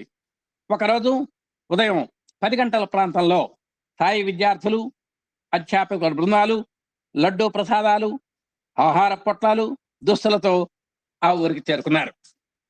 ఇక సాయి సైన్యం, అటు విద్యార్థులు కానివ్వండి, లెక్చరర్స్ కానివ్వండి, సుమారు ఆ అగ్రహారం అనేటువంటి గ్రామానికి చేరుకున్నారండి. ప్రసాదాలు, లడ్లతోటి, దుస్తులతోటి కూడా. ఆ గ్రామంలోనే ఇంట్లో కుటుంబ సభ్యులంతా ఒక శుభకార్యం కోసం మంచి దుస్తులు ధరించి ఉండి మన సాయి దూతలను ఆనందంగా స్వాగతించారు. ఆ సందర్భంలో ఒక ఇంట్లోకి అడుగు పెట్టారండి. మంచి పందిళ్ళు వేసున్నాయి, తోరణాలు కట్టున్నాయి, భాజా భజంత్రీలు మోగుతున్నాయి. ఏదో మంచి శుభకార్యం జరుగుతున్నటువంటి ఒక ఇంట్లోకి యాదృచ్ఛికంగా వీళ్ళ యొక్క ప్రణాళిక ప్రకారము ఈ ప్రసాదాన్ని, అన్న వస్త్రాలను ఇవ్వడానికి వెళ్ళారు. వెళితే వాళ్ళు కూడా, ఆ ఓనర్స్ కూడా, ఆ కార్యక్రమం నిర్వాహకులు కూడా చక్కగా స్వాగతించారు. ఆ ఇంటి వారు ఒక పసిపిల్లవాడి అన్నప్రాసన వేడుక జరుపుకుంటూ ఉన్నారు. ఎంతగా ఇంట్లో జరుగుతున్న కార్యక్రమం ఏంటంటే అన్నప్రాసన అంటాం మనం. కానీ మనకు లిటరేచర్ పరంగా అన్నప్రాసన అనాలి దీన్ని.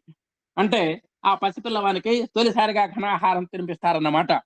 అలాంటి సందర్భంలో సాక్షాత్తు భగవంతుడే తమ పవిత్రమైనటువంటి ప్రసాదమును ఆ పిల్లవానికి అన్నప్రాసన కోసం పంపించారని పిల్లవాడి యొక్క తల్లిదండ్రులు, తాత, నాయనమ్మలు సంబరపడి ఆనంద పారవస్యంలో తేలియాడారు. ఓహో, ఇప్పుడు మనం తయారు చేసిన ప్రసాదం కాదు, స్వామి యొక్క ప్రసాదాన్ని ఇప్పుడు మనం పెట్టాలి మన మనవడికని వాళ్ళంతా కూడా ఉవ్విళ్ళూరారు. సాధారణంగా అలాంటి సందర్భాల్లో పసిపిల్లలకు తినిపించే ఇంటి పాయసముకు బదులుగా స్వామివారి యొక్క వరప్రసాదమైనటువంటి ఘన పదార్థాన్నే ఆ పిల్లవాడికి అన్నప్రాసనగా తినిపించాలని ఆ ఇంటి వారు నిర్ణయించుకున్నారు.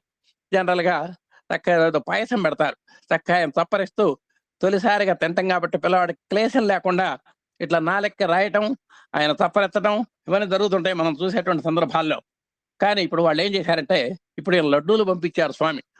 ఆ లడ్డూన ఘన పదార్థాన్ని ద్రవ పదార్థం కాదు ఇప్పుడు మనం వాడు పెట్టాల్సింది డైరెక్ట్ గా ఘన పదార్థంతో మనం అన్నప్రాసం చేయాలి అని ఒక నిర్ణయానికి వచ్చారు వాళ్ళంతా కూడా.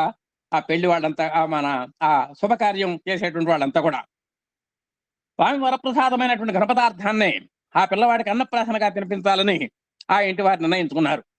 ఆ ప్రసాదాన్ని కూడా శ్రీ సత్యసాయి దూతలైన అధ్యాపకుల్లో ఒకరి చేతుల మీదగానే ఆ పిల్లవానికి తినిపించారు.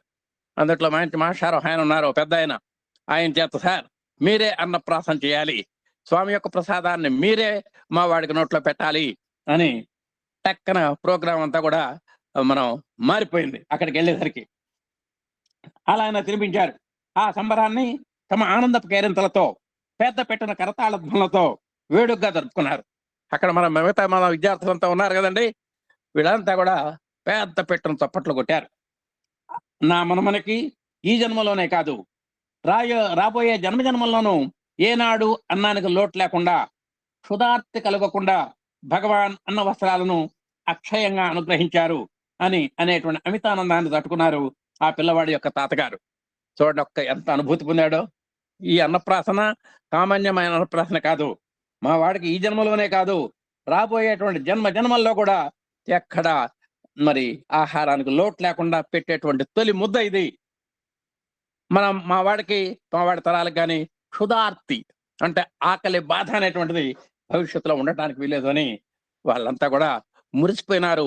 ఆ అన్నప్రాసన ఘన పదార్థంతో చేసినటువంటి మన పెద్ద అధ్యాపకుల వారి చేతులుగా జరిగినప్పుడు ఆ 150 గ్రామాల్లో చాలా వాటిని స్వామివారు తమ పిన్న వయసులోనే సందర్శించి ఉండటంతో అవి పునీతములు సౌభాగ్యవంతములు అయినాయి.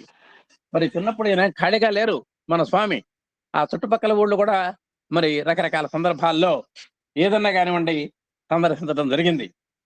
అవన్నీ కూడా స్వామి యొక్క పాత స్పర్శతో, స్వామి యొక్క సంచారంతో, స్వామి యొక్క సందర్శనతో అవన్నీ కూడా పునీతాలైనవి, సౌభాగ్యవంతాలు కూడా అవునాయి. 1985లో భగవాన్ బాబా వారి యొక్క 60వ జన్మదినోత్సవ వేడుకలకు కొద్ది నెలల ముందుగా వివిధ గ్రామాల్లో సర్వే జరపడం కోసం స్వామి నియమించి పంపిన సర్వే బృందంలో సభ్యుడిగా నేను ఆ గ్రామాల్లో పర్యటించినటువంటి సందర్భంలో స్వామి చిన్న వయసులో ఆయా ఊళ్ళలో పర్యటించినటువంటి సంగతులను కొన్ని ఆ గ్రామాల్లోని పెద్ద వయసు వారు కొందరు నాకు స్వయంగా వివరించి చెప్పారు. అలాంటి సర్వేలో ముందర ఈ స్వామి యొక్క గ్రామ సేవా పథకంలో మొట్టమొదటి స్టెప్ ఏంటంటే విద్యార్థులంతా వెళ్ళి ఇంటి ఓనర్ సంబంధమైనటువంటి సమాచారాన్ని అంతా తీసుకున్నారు. వాళ్ళ ఇంట్లో ఎంతమంది ఉంటారు, ఏం చేస్తున్నారు, వాళ్ళ వృత్తి ఏమిటి, వాళ్ళ వయసులు ఏమిటి, వాళ్ళ విద్యార్హతలు ఏమిటి, ఇవన్నీ కూడా కొంత సర్వే చేశారు. ఆ సర్వేలో పాల్గొనేటువంటి అదృష్టం నాకు కూడా కలిగింది అంటున్నారు మనం ఈ గ్రంథ రచయిత నరసింహమూర్తి గారు. అది మనం గమనించాలి. ఆ ఐఎన్ నరసింహమూర్తి గారు మరి కూడా ఆ సర్వేలో ఉన్నారు. మరి వాళ్ళందరూ కూడా స్వామి యొక్క సందర్శించినటువంటి గ్రామాల్లో పెద్ద పెద్దల్ని కలుసుకున్నారు. ఆయన ఏమండి మీకు ఏ వయసులో బాబా గారు తెలుసు, బాబా గారిని గురించినటువంటి మీకు తెలిసినటువంటి విశేషాలు ఏమిటి, మీరు ఏం విన్నారు, మీరేం కన్నారు అని వాళ్ళందరినీ ఎంక్వైరీ చేసి ఎన్నెన్నో విశేషాలని స్వామికి వారికి ఉన్నటువంటి అవినాభావ సంబంధంలో మరి మచ్చు తునకలైనటువంటి కొన్ని విషయాల్ని ఈయన సేకరించడం జరిగింది. నాతో పాటుగా ఆ సర్వే బృందంలో నాతో పాటుగా అంటే ఐఎన్ నరసింహారావు గారి యొక్క నరసింహమూర్తి గారితో పాటుగా ఆంధ్రప్రదేశ్ రాష్ట్ర ప్రభుత్వ వ్యవసాయ శాఖలో ఉన్నతాధికారిగా పనిచేసి అనంతరం పదవీ విరమణ చేసినటువంటి మాజీ అధికారి ఒకరున్నారు. గవర్నమెంట్ తరఫు కూడా ఈ సర్వేలో ఒక భాగస్వామ్యం వహించారు. ఆయన మరి వ్యవసాయ శాఖలో ఒక పెద్ద డైరెక్టర్ అనుకోండి, ఒక అగ్రికల్చరల్ డైరెక్టర్ కూడా దీంట్లో ఉన్నారు. శ్రీ సత్యసాయి సెంట్రల్ ట్రస్ట్ సభ్యులైన సివిల్ ఇంజనీర్ గారు ఒకరున్నారు, మన ట్రస్ట్ తరఫున ఒకరున్నారు, అలాగే గవర్నమెంట్ తరఫున ఒక ఆయన ఉన్నారు. వీళ్ళంతా కూడా ఆ సర్వేలో సభ్యత్వం వహించారు. స్వామి యొక్క విద్యా సంస్థల్లోని కొంతమంది విద్యార్థులు కూడా మా బృందంతో పాటే కలిసి వచ్చారు. ఆ సర్వే కొనసాగినటువంటి 10 రోజుల్లోనూ ప్రతిరోజు ఉదయాన్నే స్వామి మా బృందాన్ని ప్రశాంతి మందిరంలో ఆశీర్వదించి పంపేవారు. వీరంతా ఎక్కడి నుంచి వెళ్ళేవాళ్ళు? ప్రశాంతి నిలయంలో బయలుదేరి పొద్దున్నే ఆ ఊరికి వెళ్ళి ఆ నియమితమైనటువంటి ఎవరికి ఏ ఊళ్ళు వేశారో ఆ ఊళ్ళకి వెళ్ళి సాయంత్రం దాకా పనులు చూసుకొని మళ్ళా సాయంత్రానికి తిరిగి వచ్చేవారనమాట. కాబట్టి వీళ్ళ స్టార్టింగ్ పాయింట్ అంతా కూడా ప్రశాంతి మందిరము. వీరిని ఆశీస్సులు ఇచ్చి పంపించినటువంటి వారు స్వామివారు మళ్ళీ ప్రతి సాయంత్రం ఆతృతతో మమ్మల్ని ఆనందంగా స్వాగతించేవారు. చూడండి, ఒక కాన్వెంట్కి పోయినటువంటి కుర్రాడు వాడు ఎప్పుడెప్పుడు వస్తాడా, ఎప్పుడెప్పుడు మన అమ్మాయి బండి నుంచి వస్తుందా అని మనం ఎదురు తెన్నులు చూసినట్టే ఆ స్వామివారు కూడా ఎప్పుడో పొద్దునంగా 7 గంటలకు పంపించాం వీళ్ళందరినీ, నా బిడ్డల్ని, ఆ బిడ్డలంతా కూడా క్షేమంగా రావాలి అని వారి కోసం ఎదురు చూస్తున్నటువంటి తీరుతెన్నులు. ఒక బాధ్యత గల గృహస్థు తన పిల్లాడి కోసం తపన పడుతున్నటువంటి ఆ అపూర్వమైనటువంటి తపన ఆ స్వామిలో మనం గమనించవచ్చు. ఈ సందర్భంలో ప్రతి సాయంత్రం ఆతృతతో ఏమైనారు వీళ్ళంతా కూడా. 200 మంది పంపించాం, ఒక 100 మంది టీచర్లు వెళ్ళారు, 200 మంది ఉపాధ్యాయ పిల్లలు వెళ్ళారు. వీళ్ళంతా ఏమైనారు, ఎలా ఏం చేశారు, వస్తున్నారా లేదా అని ఆ సమాచారాన్ని తెలుసుకుంటూ ఎదురు చూసేవారు. వారంతా కూడా వాహనాలు దిగంగానే స్వాగతించేవారు, ఎంతో ఆనందపడేవారు. ఒక కన్న తండ్రి ఆనందపడేటువంటి ఆనంద బాష్పాలు ఆయన రాల్చేవారు. ఏ రోజుకు ఆ రోజు ఆయా గ్రామాల్లోని విశేషాలను, మా అనుభవాలను మా నుండి నేరుగా అడిగి తెలుసుకునేవారు. అలాంటి సందర్భాల్లో సంభాషణల వశాత్తు స్వామివారు స్వయంగా ఆయా గ్రామాల్లో తమ చిన్నతనంలో పర్యటించిన ఆ కాలపు విశేషాలను, ఆయా ఊళ్లకు చెందినటువంటి వివిధ వ్యక్తుల గురించిన అనేక సంగతులను ఆనందంగా గుర్తు చేసుకునేటువంటి వారు. ఆ విధంగా వాళ్ళు ఏం చేశారు, మీ టీం ఏం చేసింది, మీరు ఏ గ్రామానికి వెళ్ళారు, ఏం తెలుసుకున్నారు, ఏం చేశారు, ఇవన్నీ తెలుసుకుంటంలో ఆ ఫలానా ఊరు అనగానే ఆ ఫలానా నారాయణరావు గారు ఎలా ఉన్నారు, ఫలానా పద్మనాభరావు గారు ఎలా ఉన్నారు అని పేర్లతో సహా ఆయన అడిగి తెలుసుకొని వాళ్ళ యొక్క క్షేమ సమాచారాలు తెలుసుకొని అంత వాకప్ చేశారు అంటే నిజంగా మీరు ఒక్కసారి గమనించండి. అంటే ఆయన యొక్క అపూర్వమైనటువంటి ధారణ శక్తి. ఆ గ్రామాల్లో సర్వే అనంతరం స్వామివారు ఆయా గ్రామాలకు ప్రయోజనం చేకూర్చేటువంటి అనేక సేవా కార్యక్రమాలను, శాశ్వత పథకాలను వెనువంటనే చేపట్టి వాటిని విజయవంతంగా పూర్తి చేసేవారు. ఇవాళ ఏం జరిగింది, రేపు ఇంకేం ప్రారంభించాలి, రేపు దీని కంటిన్యూషన్ ఏం చేయాలి, ఎంతవరకు వచ్చాం ఈ ప్రాజెక్ట్లో, ఇంకెంత ముందుకు వెళ్ళాలి, ఎలా వెళ్ళాలి, ఇదంతా కూడా ఎప్పటికప్పుడు ప్లానింగ్ చేసుకుంటూ చక్కటి దాన్ని విజయవంతానికి అన్ని కూడా చర్యలు తీసుకుంటూ సూచనలు ఇస్తూ ఆ విద్యార్థులకు, ఉపాధ్యాయులకు కూడా చక్కని సూచనలు ఇచ్చేవారు. వాటిల్లో కొన్ని గ్రామాల్లో పాఠశాలకు భవనాలు నిర్మించి ఇవ్వడం, కొన్ని ఊళ్ళల్లో కమ్యూనిటీ హాల్స్, కళ్యాణ మండపాలు, ప్రార్థనా మందిరాలు కట్టించి ఇవ్వడం వంటివి. చూసారా ఆ సర్వేలో ఏమంటే ఫలానా ఊళ్ళో కళ్యాణ మండపం లేదు, ఫలానా ఊళ్ళో స్కూల్ బిల్డింగ్ శిథిలావస్థలో ఉంది, ఇలాంటి రిపోర్ట్లు వచ్చినప్పుడు అక్కడ అవసరమైనటువంటి పాఠశాల బిల్డింగ్స్, అలాగే 10 మందికి ఆ ఊర్లో పెళ్లి చేసుకోవడానికి అనుకూలంగా ఒక కమ్యూనిటీ హాల్స్, అలాగే కళ్యాణ మండపాలు, ప్రార్థనా మందిరాలు, వీటికి కూడా చక్కటి ప్లానింగ్ చేసి ఏ ఊర్లో ఏది అవసరమో అక్కడ ప్రజలు ఏం కోరుకుంటున్నారో వాళ్ళ యొక్క మనోభీష్టాలకు అనుగుణంగా ఆ ప్లానింగ్ జరిగేది. అవి కూడా అలా కట్టివ్వడం కూడా జరిగింది. మరి ఆ కట్టించి ఇవ్వడం వంటివి అత్యంత ముఖ్యమైనటువంటి శాశ్వత సేవలు. చూడండి, ఇది అన్నం పెడితే వాళ్ళు అరిగిపోతుంది, బట్ట పెడితే ఒక సంవత్సరం 2 సంవత్సరాలు ఉంటుంది, తిరిగిపోతుంది. కానీ అవన్నీ కూడా టెంపరీ పథకాలు, శాశ్వతమైనటువంటి పథకాలు. ఈ ప్రార్థనా మందిరాలు కానీ, కళ్యాణ మంటపాలు కానీ, కమ్యూనిటీ హాల్స్ కానీ, ఒక స్కూల్ బిల్డింగ్స్ కానీ, ఇవన్నీ కూడా తరతరాలుగా మనకు సేవ చేసేటువంటి బిల్డింగ్స్. ఇలాంటి సేవలు కూడా స్వామి తమ యొక్క సేవల్లో ప్రవేశపెట్టారు. ఆ తర్వాత 10 సంవత్సరములకు అనగా 1995 నాటికి భగవాన్ బాబా వారు అనంతపూర్ జిల్లాలో గ్రామాలన్నింటికీ రక్షిత నీటి త్రాగునీటి సరఫరా పథకాన్ని చేపట్టినప్పుడు జిల్లాలోని మిగిలిన 600 గ్రామాలతో పాటుగా మేము సర్వే నిర్వహించినటువంటి గ్రామాలకు కూడా త్రాగునీటి వసతి లభింపజేశారు. ఆ తర్వాత 95 వచ్చింది. ఆ 95లో అనంతపురంలో అప్పటికే కట్టకట్టగా ఉంది నీటికి. ఆ కటకట్లాడుతున్నటువంటి గ్రామాలకు చక్కగా రక్షిత మంచినీటి పథకం, కళ్ళు మూసుకొని తాగొచ్చు అలాంటి స్థాయిలో చక్కగా మంచినీటి సరఫరా జరిగింది. సుమారు 600 గ్రామాలు దానికి ఎంపిక చేయబడ్డాయి. అలాగే ఈ సర్వే బృందాలు చేసినటువంటి కొన్ని గ్రామాలకు కూడా ఆ వసతిని విస్తరింపజేశారు. ఆ తర్వాత 5 సంవత్సరాలకి నాకు 95 అన్నాం, ఇప్పుడు 2000లో ప్రారంభించబడినటువంటి గ్రామ సేవ కార్యక్రమాన్ని గురించి అవలోకించినప్పుడు పై గ్రామాల్లో స్వామి గతంలో నిర్వహించినటువంటి వివిధ కరుణాపూరిత ప్రజోపకార సేవల నేపథ్యాన్ని కూడా దృష్టిలో ఉంచుకొని పరిగణనలోకి తీసుకున్నప్పుడే ఆ గ్రామ సేవ గురించినటువంటి సంపూర్ణ అవగాహన మరి మనకు కలుగుతుంది అని మరి ఈ విధంగా మరి స్వామి తమ ఎంతో కరుణాపూరితమైనటువంటి పరోపకార సేవల్లో భాగంగా మరి ఇట్లాంటి కార్యక్రమాల్ని చేపట్టినటువంటి ఘనత మన స్వామికి దక్కింది. గ్రామ సేవ నిర్వహణలో భారీ స్థాయి పనులతో కూడుకొని ఉంటుంది. మరి ఏదన్నా బిల్డింగ్స్ కట్టడం కానివ్వండి, కమ్యూనిటీ హాల్స్ కానీ ఇందాక చెప్పుకున్నాం, వాటన్నిటికీ పెద్ద ప్లానింగ్ కావాలి, పెద్ద పెద్ద ఇంజనీర్స్ కావాలి, డబ్బులు కావాలి, దానికి మెటీరియల్ కావాలి, ఇవన్నీ కూడా ఉన్నాయి. అలాంటి గ్రామ సేవ నిర్వహణ భారీ స్థాయి పనులతో కూడుకొని ఉంటుంది. గ్రామ సేవలో గ్రామీణులకు పంచే ప్రసాదాలైనటువంటి పులిహోర, లడ్డూల తయారీలో 30 టన్నుల బియ్యం, 10 టన్నుల చింతపండు, 6 టన్నుల వేరుశనగ పప్పు, 12 టన్నుల శనగపిండి, 15 టన్నుల చక్కెర, 15 టన్నుల వంట నూనెలో ప్రధానంగా ముడి సరుకులుగా వినియోగించబడ్డాయి. అసలు ఈ గుండెలు ఇప్పుడు అంకెలు వింటుంటేనే గుండెలు గుబేలు ఉంటున్నాయి. ఇవి కేజీలు కాదు, ఇవన్నీ కూడా మరి టన్నులు.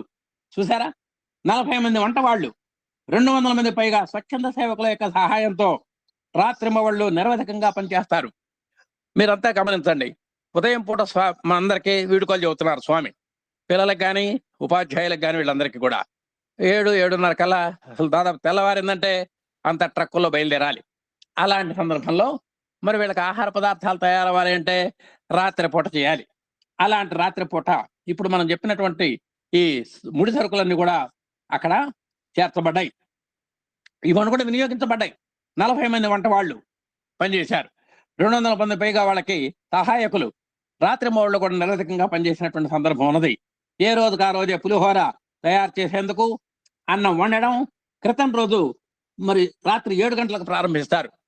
ఎప్పుడో రేపు పొద్దున 7 గంటలకు మన బృందాలంతా బయలుదేరాలి అనగా ఇవాళ రాత్రి 7 గంటలకి ఈ కార్యక్రమాలన్నీ కూడా జరిగాయి. 15 టన్నుల వంట చెరకు వాడి 12 భారీ పొయ్యిల మీద వండి వార్చినటువంటి అన్నాన్ని ఆరబెట్టి పులిహోరగా కలియబెట్టి తయారు చేయగా 600 మంది మహిళలు, అనంతపూర్ యూనివర్సిటీ క్యాంపస్ విద్యార్థినులు, ఉపాధ్యాయునులు కలిసి 25,000 పులిహోర పొట్లాలను తెల్లవారేసరికల్లా భద్రంగా పొట్లాలుగా కట్టి ఆ ఉదయం పంపిణీ కోసం సిద్ధం చేశారు.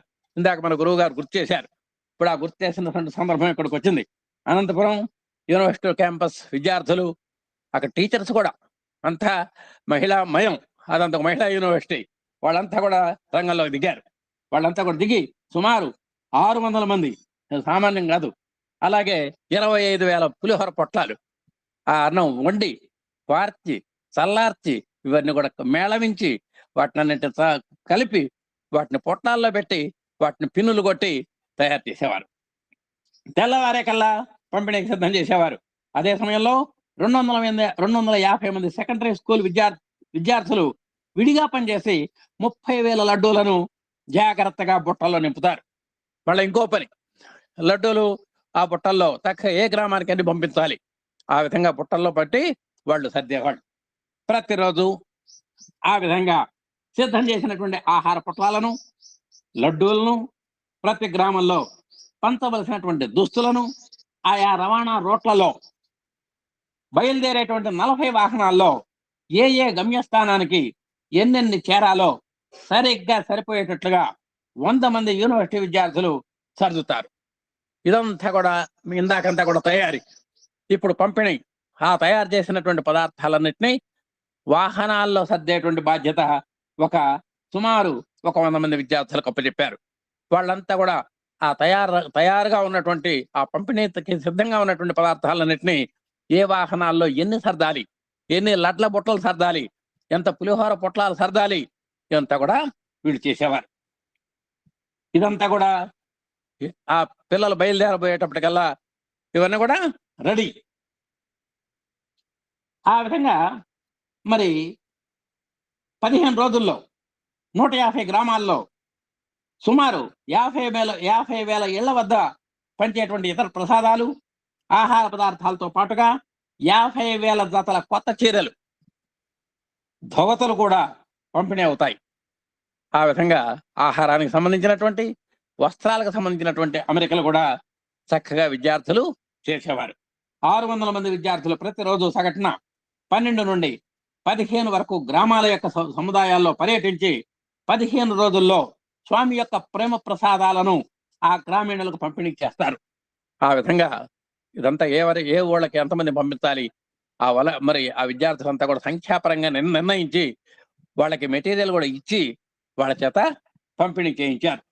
40 వాహనాల్లో ప్రతి దానిలో ఉండేటువంటి వైర్లెస్ టెలిఫోన్ల ద్వారా ఒక వాహనంతో మరొకటి సమాచార సంబంధాలు నెలకొల్పుకొని ఉంటాయి. చూసారా? మరి ఇప్పుడు ఈ విధంగా మానిటరింగ్ కొంత ఉండాలి. ఎక్కడ అయిపోతున్నాయి, ఎక్కడ సర్ప్లస్ ఉంది, ఎక్కడ లోటు జరుగుతోంది, ఈ మిగిలినటువంటి బడ్జెట్ ని ఆ లోటుగా ఉన్నట్టు చోటకి ఎట్లా పంపించాలి, ఇవన్నీ కూడా చక్కగా మనకు వైర్లెస్ ఫోన్స్ తోటి కొంతమంది ఫ్లయింగ్ స్క్వాడ్ అంటాను నేను, ఆ ఫ్లయింగ్ స్క్వాడ్ నిర్వహించేది అనమాట. ఎప్పటికప్పుడు వాళ్ళకి సమాచారం వచ్చేది. ఏమంటే ఫలానా ఊళ్ళో అయిపోతున్నాయి, ఇంకా కావాలి అంటే అక్కడికి పంపించడం, ఫలానా ఊళ్ళో మిగిలినవి, అట్లా ఆ మిగిలినవన్నీ కూడా ఆ కావలసిన చోటకు పంపించడం అనేది మానిటర్ చేయడానికి ఒక ఫ్లయింగ్ స్క్వాడ్ కూడా విద్యార్థులతో వైర్లెస్ సెట్లతో ఏర్పాటు చేయబడింది. ఆ సమాచార సంబంధాల వ్యవస్థను అనుసంధానం చేస్తూ ప్రధాన నియంత్రణ కేంద్రం ప్రశాంతి నిలయంలో నెలకొల్పబడి ఉంటుంది. మళ్ళీ వీళ్ళందరి మీద కేంద్రీయ పర్యవేక్షణ ప్రశాంతి నిలయంలో ఉంటుంది. ప్రశాంతి నిలయంలో ఒక సిట్టింగ్ స్క్వాడ్ అక్కడ ఉంటుంది. వాళ్ళందరికీ కూడా ఇవన్నీ కూడా అందించాలి.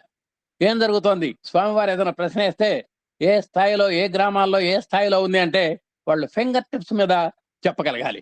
ఆ విధంగా ఈ ఫ్లయింగ్ స్క్వాడ్స్ దగ్గర నుంచి ఆ సిట్టింగ్ స్క్వాడ్ వాళ్ళకి అనుసంధానం చేయటం జరిగింది. ఆ ప్రధానమైన కేంద్రంలో ఆ బృందం ఉంటుందన్నమాట.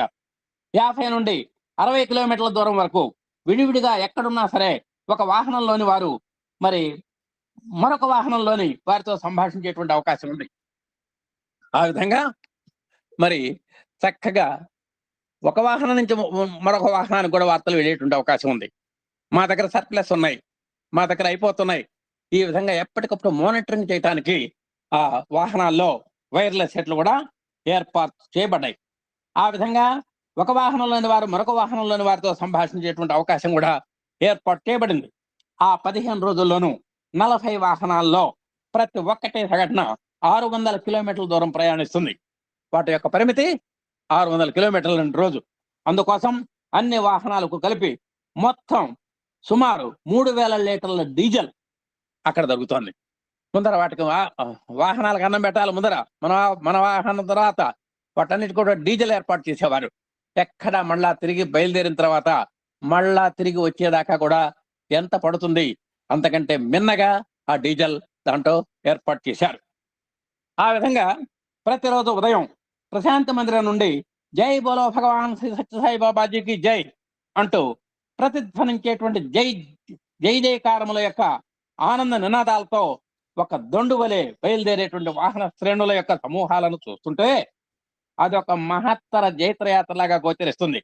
అత్యంత సూక్ష్మ స్థాయి నుండి విస్తృతమైనటువంటి విశాల ప్రణాళికబద్ధంగా అనేక శక్తియుక్తులను కూడగట్టుకొని ముందుకు సాగేటువంటి ఆ బృహత్తర ఉద్యమం ఒక మహాద్భుత సాహస కృత్యాన్ని తలవింపచేయక మానదు. ఎప్పుడెప్పుడో కురుక్షేత్ర సంగ్రామాల్లో చూసాం, ఇంత పెద్ద పెట్టున వాహనాలు కానివ్వండి, మంది మార్బలం కాని వెళ్ళటం. అలాంటి సన్నివేశం గుర్తుకొచ్చేటువంటి సందర్భంలో మరి వీళ్ళంతా కూడా ఒక్క స్వామివారికి మంచి పెద్ద పెట్టున ఒక్కసారి ముక్త కంఠంతో ఒకే గొంతుతో జై బోలో భగవాన్ శ్రీ సత్యసాయి బాబాకి జై అంటూ నినాదాలు చేసుకుంటూ ఎవరి వాహనాలు వాళ్ళు ఎక్కి చక్కగా ఆయన ఆకుపచ్చ జెండా ఊపంగానే అన్ని వాహనాలు కూడా చక్కగా కదిలి వాళ్ళ యొక్క రోడ్లలోకి పయనించేవి. ఇదంతా చూస్తుంటే ఇది పెద్ద మహాద్భుతమైనటువంటి కార్యక్రమంలాగా, ఏదో దండయాత్రకు పోతున్నటువంటి లాగా మనకు కనబడేటువంటి సందర్భం మనకు కనబడుతుంది అనమాట. చూచే వాళ్ళకి ఇది ఒక మహాద్భుత సాహస కృత్యంగా మనం అభివర్ణించడానికి అవకాశం ఉన్నదండి. ఆ విధంగా 2000 సంవత్సరంలో గ్రామ సేవ ప్రారంభం కావడానికి 2 వారాల ముందుగానే భగవాన్ బాబా వారు తమ విద్యా సంస్థల యొక్క ముఖ్య అధికారులతోనూ అనుభవజ్ఞులైనటువంటి సీనియర్ అధ్యాపకులతో కూడినటువంటి ఒక బృందాన్ని తమ సన్నిధికి పిలిపించి వారికి గ్రామ సేవ గురించినటువంటి మార్గదర్శక సూత్రాలను వివరించారు. ఈ విధంగా అసలుకు ఈ 2000లో ఈ కార్యక్రమం, ఇందాక మనం చెప్పినటువంటి కార్యక్రమం అంతా కూడా శ్రీకారం చుట్టక ముందే, దానికి 2 వారాల ముందే భగవాన్ విద్యా సంస్థల యొక్క ముఖ్య అధికారులు అంటే హెడ్ ఆఫ్ ది డిపార్ట్మెంట్స్, వాళ్ళందరూ కూడా హెడ్స్ అంటే ప్రిన్సిపాల్స్ కానివ్వండి, హెడ్ మాస్టర్స్ కానివ్వండి, అలాంటి హై స్థాయి వాళ్ళందరినీ, అనుభవజ్ఞులైనటువంటి సీనియర్ లెక్చరర్స్ వీళ్ళందరినీ కూడా ఒక బృందంగా ఏర్పాటు చేసి వాళ్ళకి పథకం యొక్క ఉద్దేశాలను, లక్ష్యాలను, అనుసరించినటువంటి సూత్రాలన్నింటినీ కూడా పూసకొచ్చినట్టుగా వాళ్ళకి చెప్పారు. ఎంతటి సూక్ష్మ వివరమైనా సరే స్వామి దృష్టిలో అది స్వల్పమైనది కానేరదు. చివరికి మంచినీళ్లు పోయటం కూడా మనం తేలిగ్గా తీసుకుంటాం. అలాంటి చిన్న చిన్న సేవల్లో కూడా ఎంతో ప్రధానమైనటువంటి ఒక ప్రాధాన్య కార్యక్రమంగా స్వామి వివరించడం జరిగేది. అంటే ఆయన దృష్టిలో సూక్ష్మమైనది లేదు, అంతా కూడా ముఖ్యమైనటువంటిదే. ఆ బృందంలోని సభ్యులంతా కలిసి గ్రామ సేవా పథకానికే కేంద్ర సమన్వయ మరియు ప్రణాళికా సంఘాలుగా ఏర్పడి గ్రామ సేవకు సంబంధించి నిర్వర్తించవలసినటువంటి వివిధ బాధ్యతలను, పనులను స్పష్టంగా విభజించి ఒక నిర్దిష్టమైనటువంటి క్రమ పద్ధతిలో సంబంధిత కార్యక్రమాలన్నింటినీ ప్రణాళికాబద్ధంగా నిర్వహింపజేశారు. ఆ హెడ్ ఆఫ్ ది డిపార్ట్మెంట్స్ అంతా కూడా principals and head masters of the colleges and schools, అలాగే యూనివర్సిటీలో పెద్ద హెడ్ ఆఫ్ ది డిపార్ట్మెంట్స్ వీళ్ళంతా కూడా వచ్చి ఒక బృందంగా ఏర్పడి ఆ కార్యక్రమాల సూత్రాలన్నీ విని ఒక ప్రణాళిక రచన చేసి ఆ కార్యాచరణ ప్రణాళిక స్వామివారు చెప్పినటువంటి సూత్రాలకు అనుగుణంగా యాక్షన్ ప్లాన్ తయారు చేసి వారి చేత ఆమోద ముద్ర పొంది దాన్ని ఇంప్లిమెంట్ చేయడానికి మన ఇందాక చెప్పుకున్నాం 2 వారాల ముందే ఇదంతా కూడా జరిగింది. ఏ రోజు ఎలా జరగాలి, ఏ రోజు ఏ ఊరు వెళ్ళాలి, ఏ ఊరు ఎంతమంది వెళ్ళాలి, అక్కడికి ఎంత మెటీరియల్ వెళ్ళాలి, అంతా కూడా ఆ యాక్షన్ ప్లాన్ లో, ఆ కార్యాచరణ ప్రణాళికలో రూపొందించబడ్డాయి ఈ బృందం చేత. ఆ విధంగా అద్భుతమైనటువంటి సేవలు చేశారు. మరి కాల అతీతం అవుతోంది. ఈరోజు సత్యం శివసుందరంలో ముఖ్యంగా గ్రామ సేవకు సంబంధించినటువంటి ఒక రూపకల్పన, ముఖ్యమైనటువంటి పథకాలు శ్రీ సత్యసాయి దీనజన పథకం ఒకటి, శ్రీ సత్యసాయి గ్రామ సేవా పథకం, ఆ రెండు పథకాల యొక్క రూపకల్పనకు కారకమైనటువంటి ఒక ముసలమ్మ మరణం, ఒక కుటుంబం యొక్క ఆహుతి, అది వార్తాపత్రికలో రావటం, ఆ కార్యక్రమాలు రూపొందించటం, దానికి యావత్ సత్యసాయి సంస్థల యొక్క ప్రతి అణువు కూడా దానికి పోరాటం, ఆ కార్యక్రమాన్ని పాల్పంచుకోవటం, ఇదంతా కూడా మనం ఇప్పుడు యాక్షన్ ప్లాన్ లో మనం చూసుకున్నాము. ఎవరెవరు ఏ సేవలు అందించారు, స్వామి కూడా ఎంత పట్టుదలగా ఉన్నారు, ఆయన కూడా ఆ అహోరాత్రులు ఆ పిల్లల వెంట ఉండి ఆ కార్యక్రమాలను ఎలా ప్రోత్సహించారు, ఇవన్నీ కూడా చూస్తుంటే భగవంతుని యొక్క నిన్న సూత్రం చెప్పుకున్నాం మనం, యజ్ఞదాచరతి శ్రేష్ఠ తత్వదేవేతరో జన సయత్ ప్రమాణం కురితే లోకస్తదను వర్తతే. ఇది ఒక్కసారి ఒక గీతాచార్యుడు మన కళ్ళ కట్టినట్టుగా బాబా వారిలో కనబడుతున్నాడు. అందుకనే అంత బృహత్తరమైనటువంటి కార్యక్రమాలు కూడా అతి సులువైనటువంటి మన సైన్యంతో చేయించినటువంటి ఘనత ఒక అవతారమూర్తిగా స్వామికి దక్కటం మనందరికీ కూడా హృదయపూర్వకమైనటువంటి ధన్యవాదాలు స్వామికి అర్పిస్తూ, వారి యొక్క కృపాకటాక్ష వీక్షణాలతో మనం చల్లగా ఉండాలని కోరుకుంటూ, ఈ అవకాశం ఇచ్చినందుకు స్వామికి అనుగ్రహానికి, మన అధినేత మన అవకాశ వృష్టికి, మీ అందరి యొక్క ఆదరణకు హృదయపూర్వక నమస్కారాలు చేసుకుంటూ, ఓం శ్రీ సాయిరాం, అందరికీ సాయిరాం.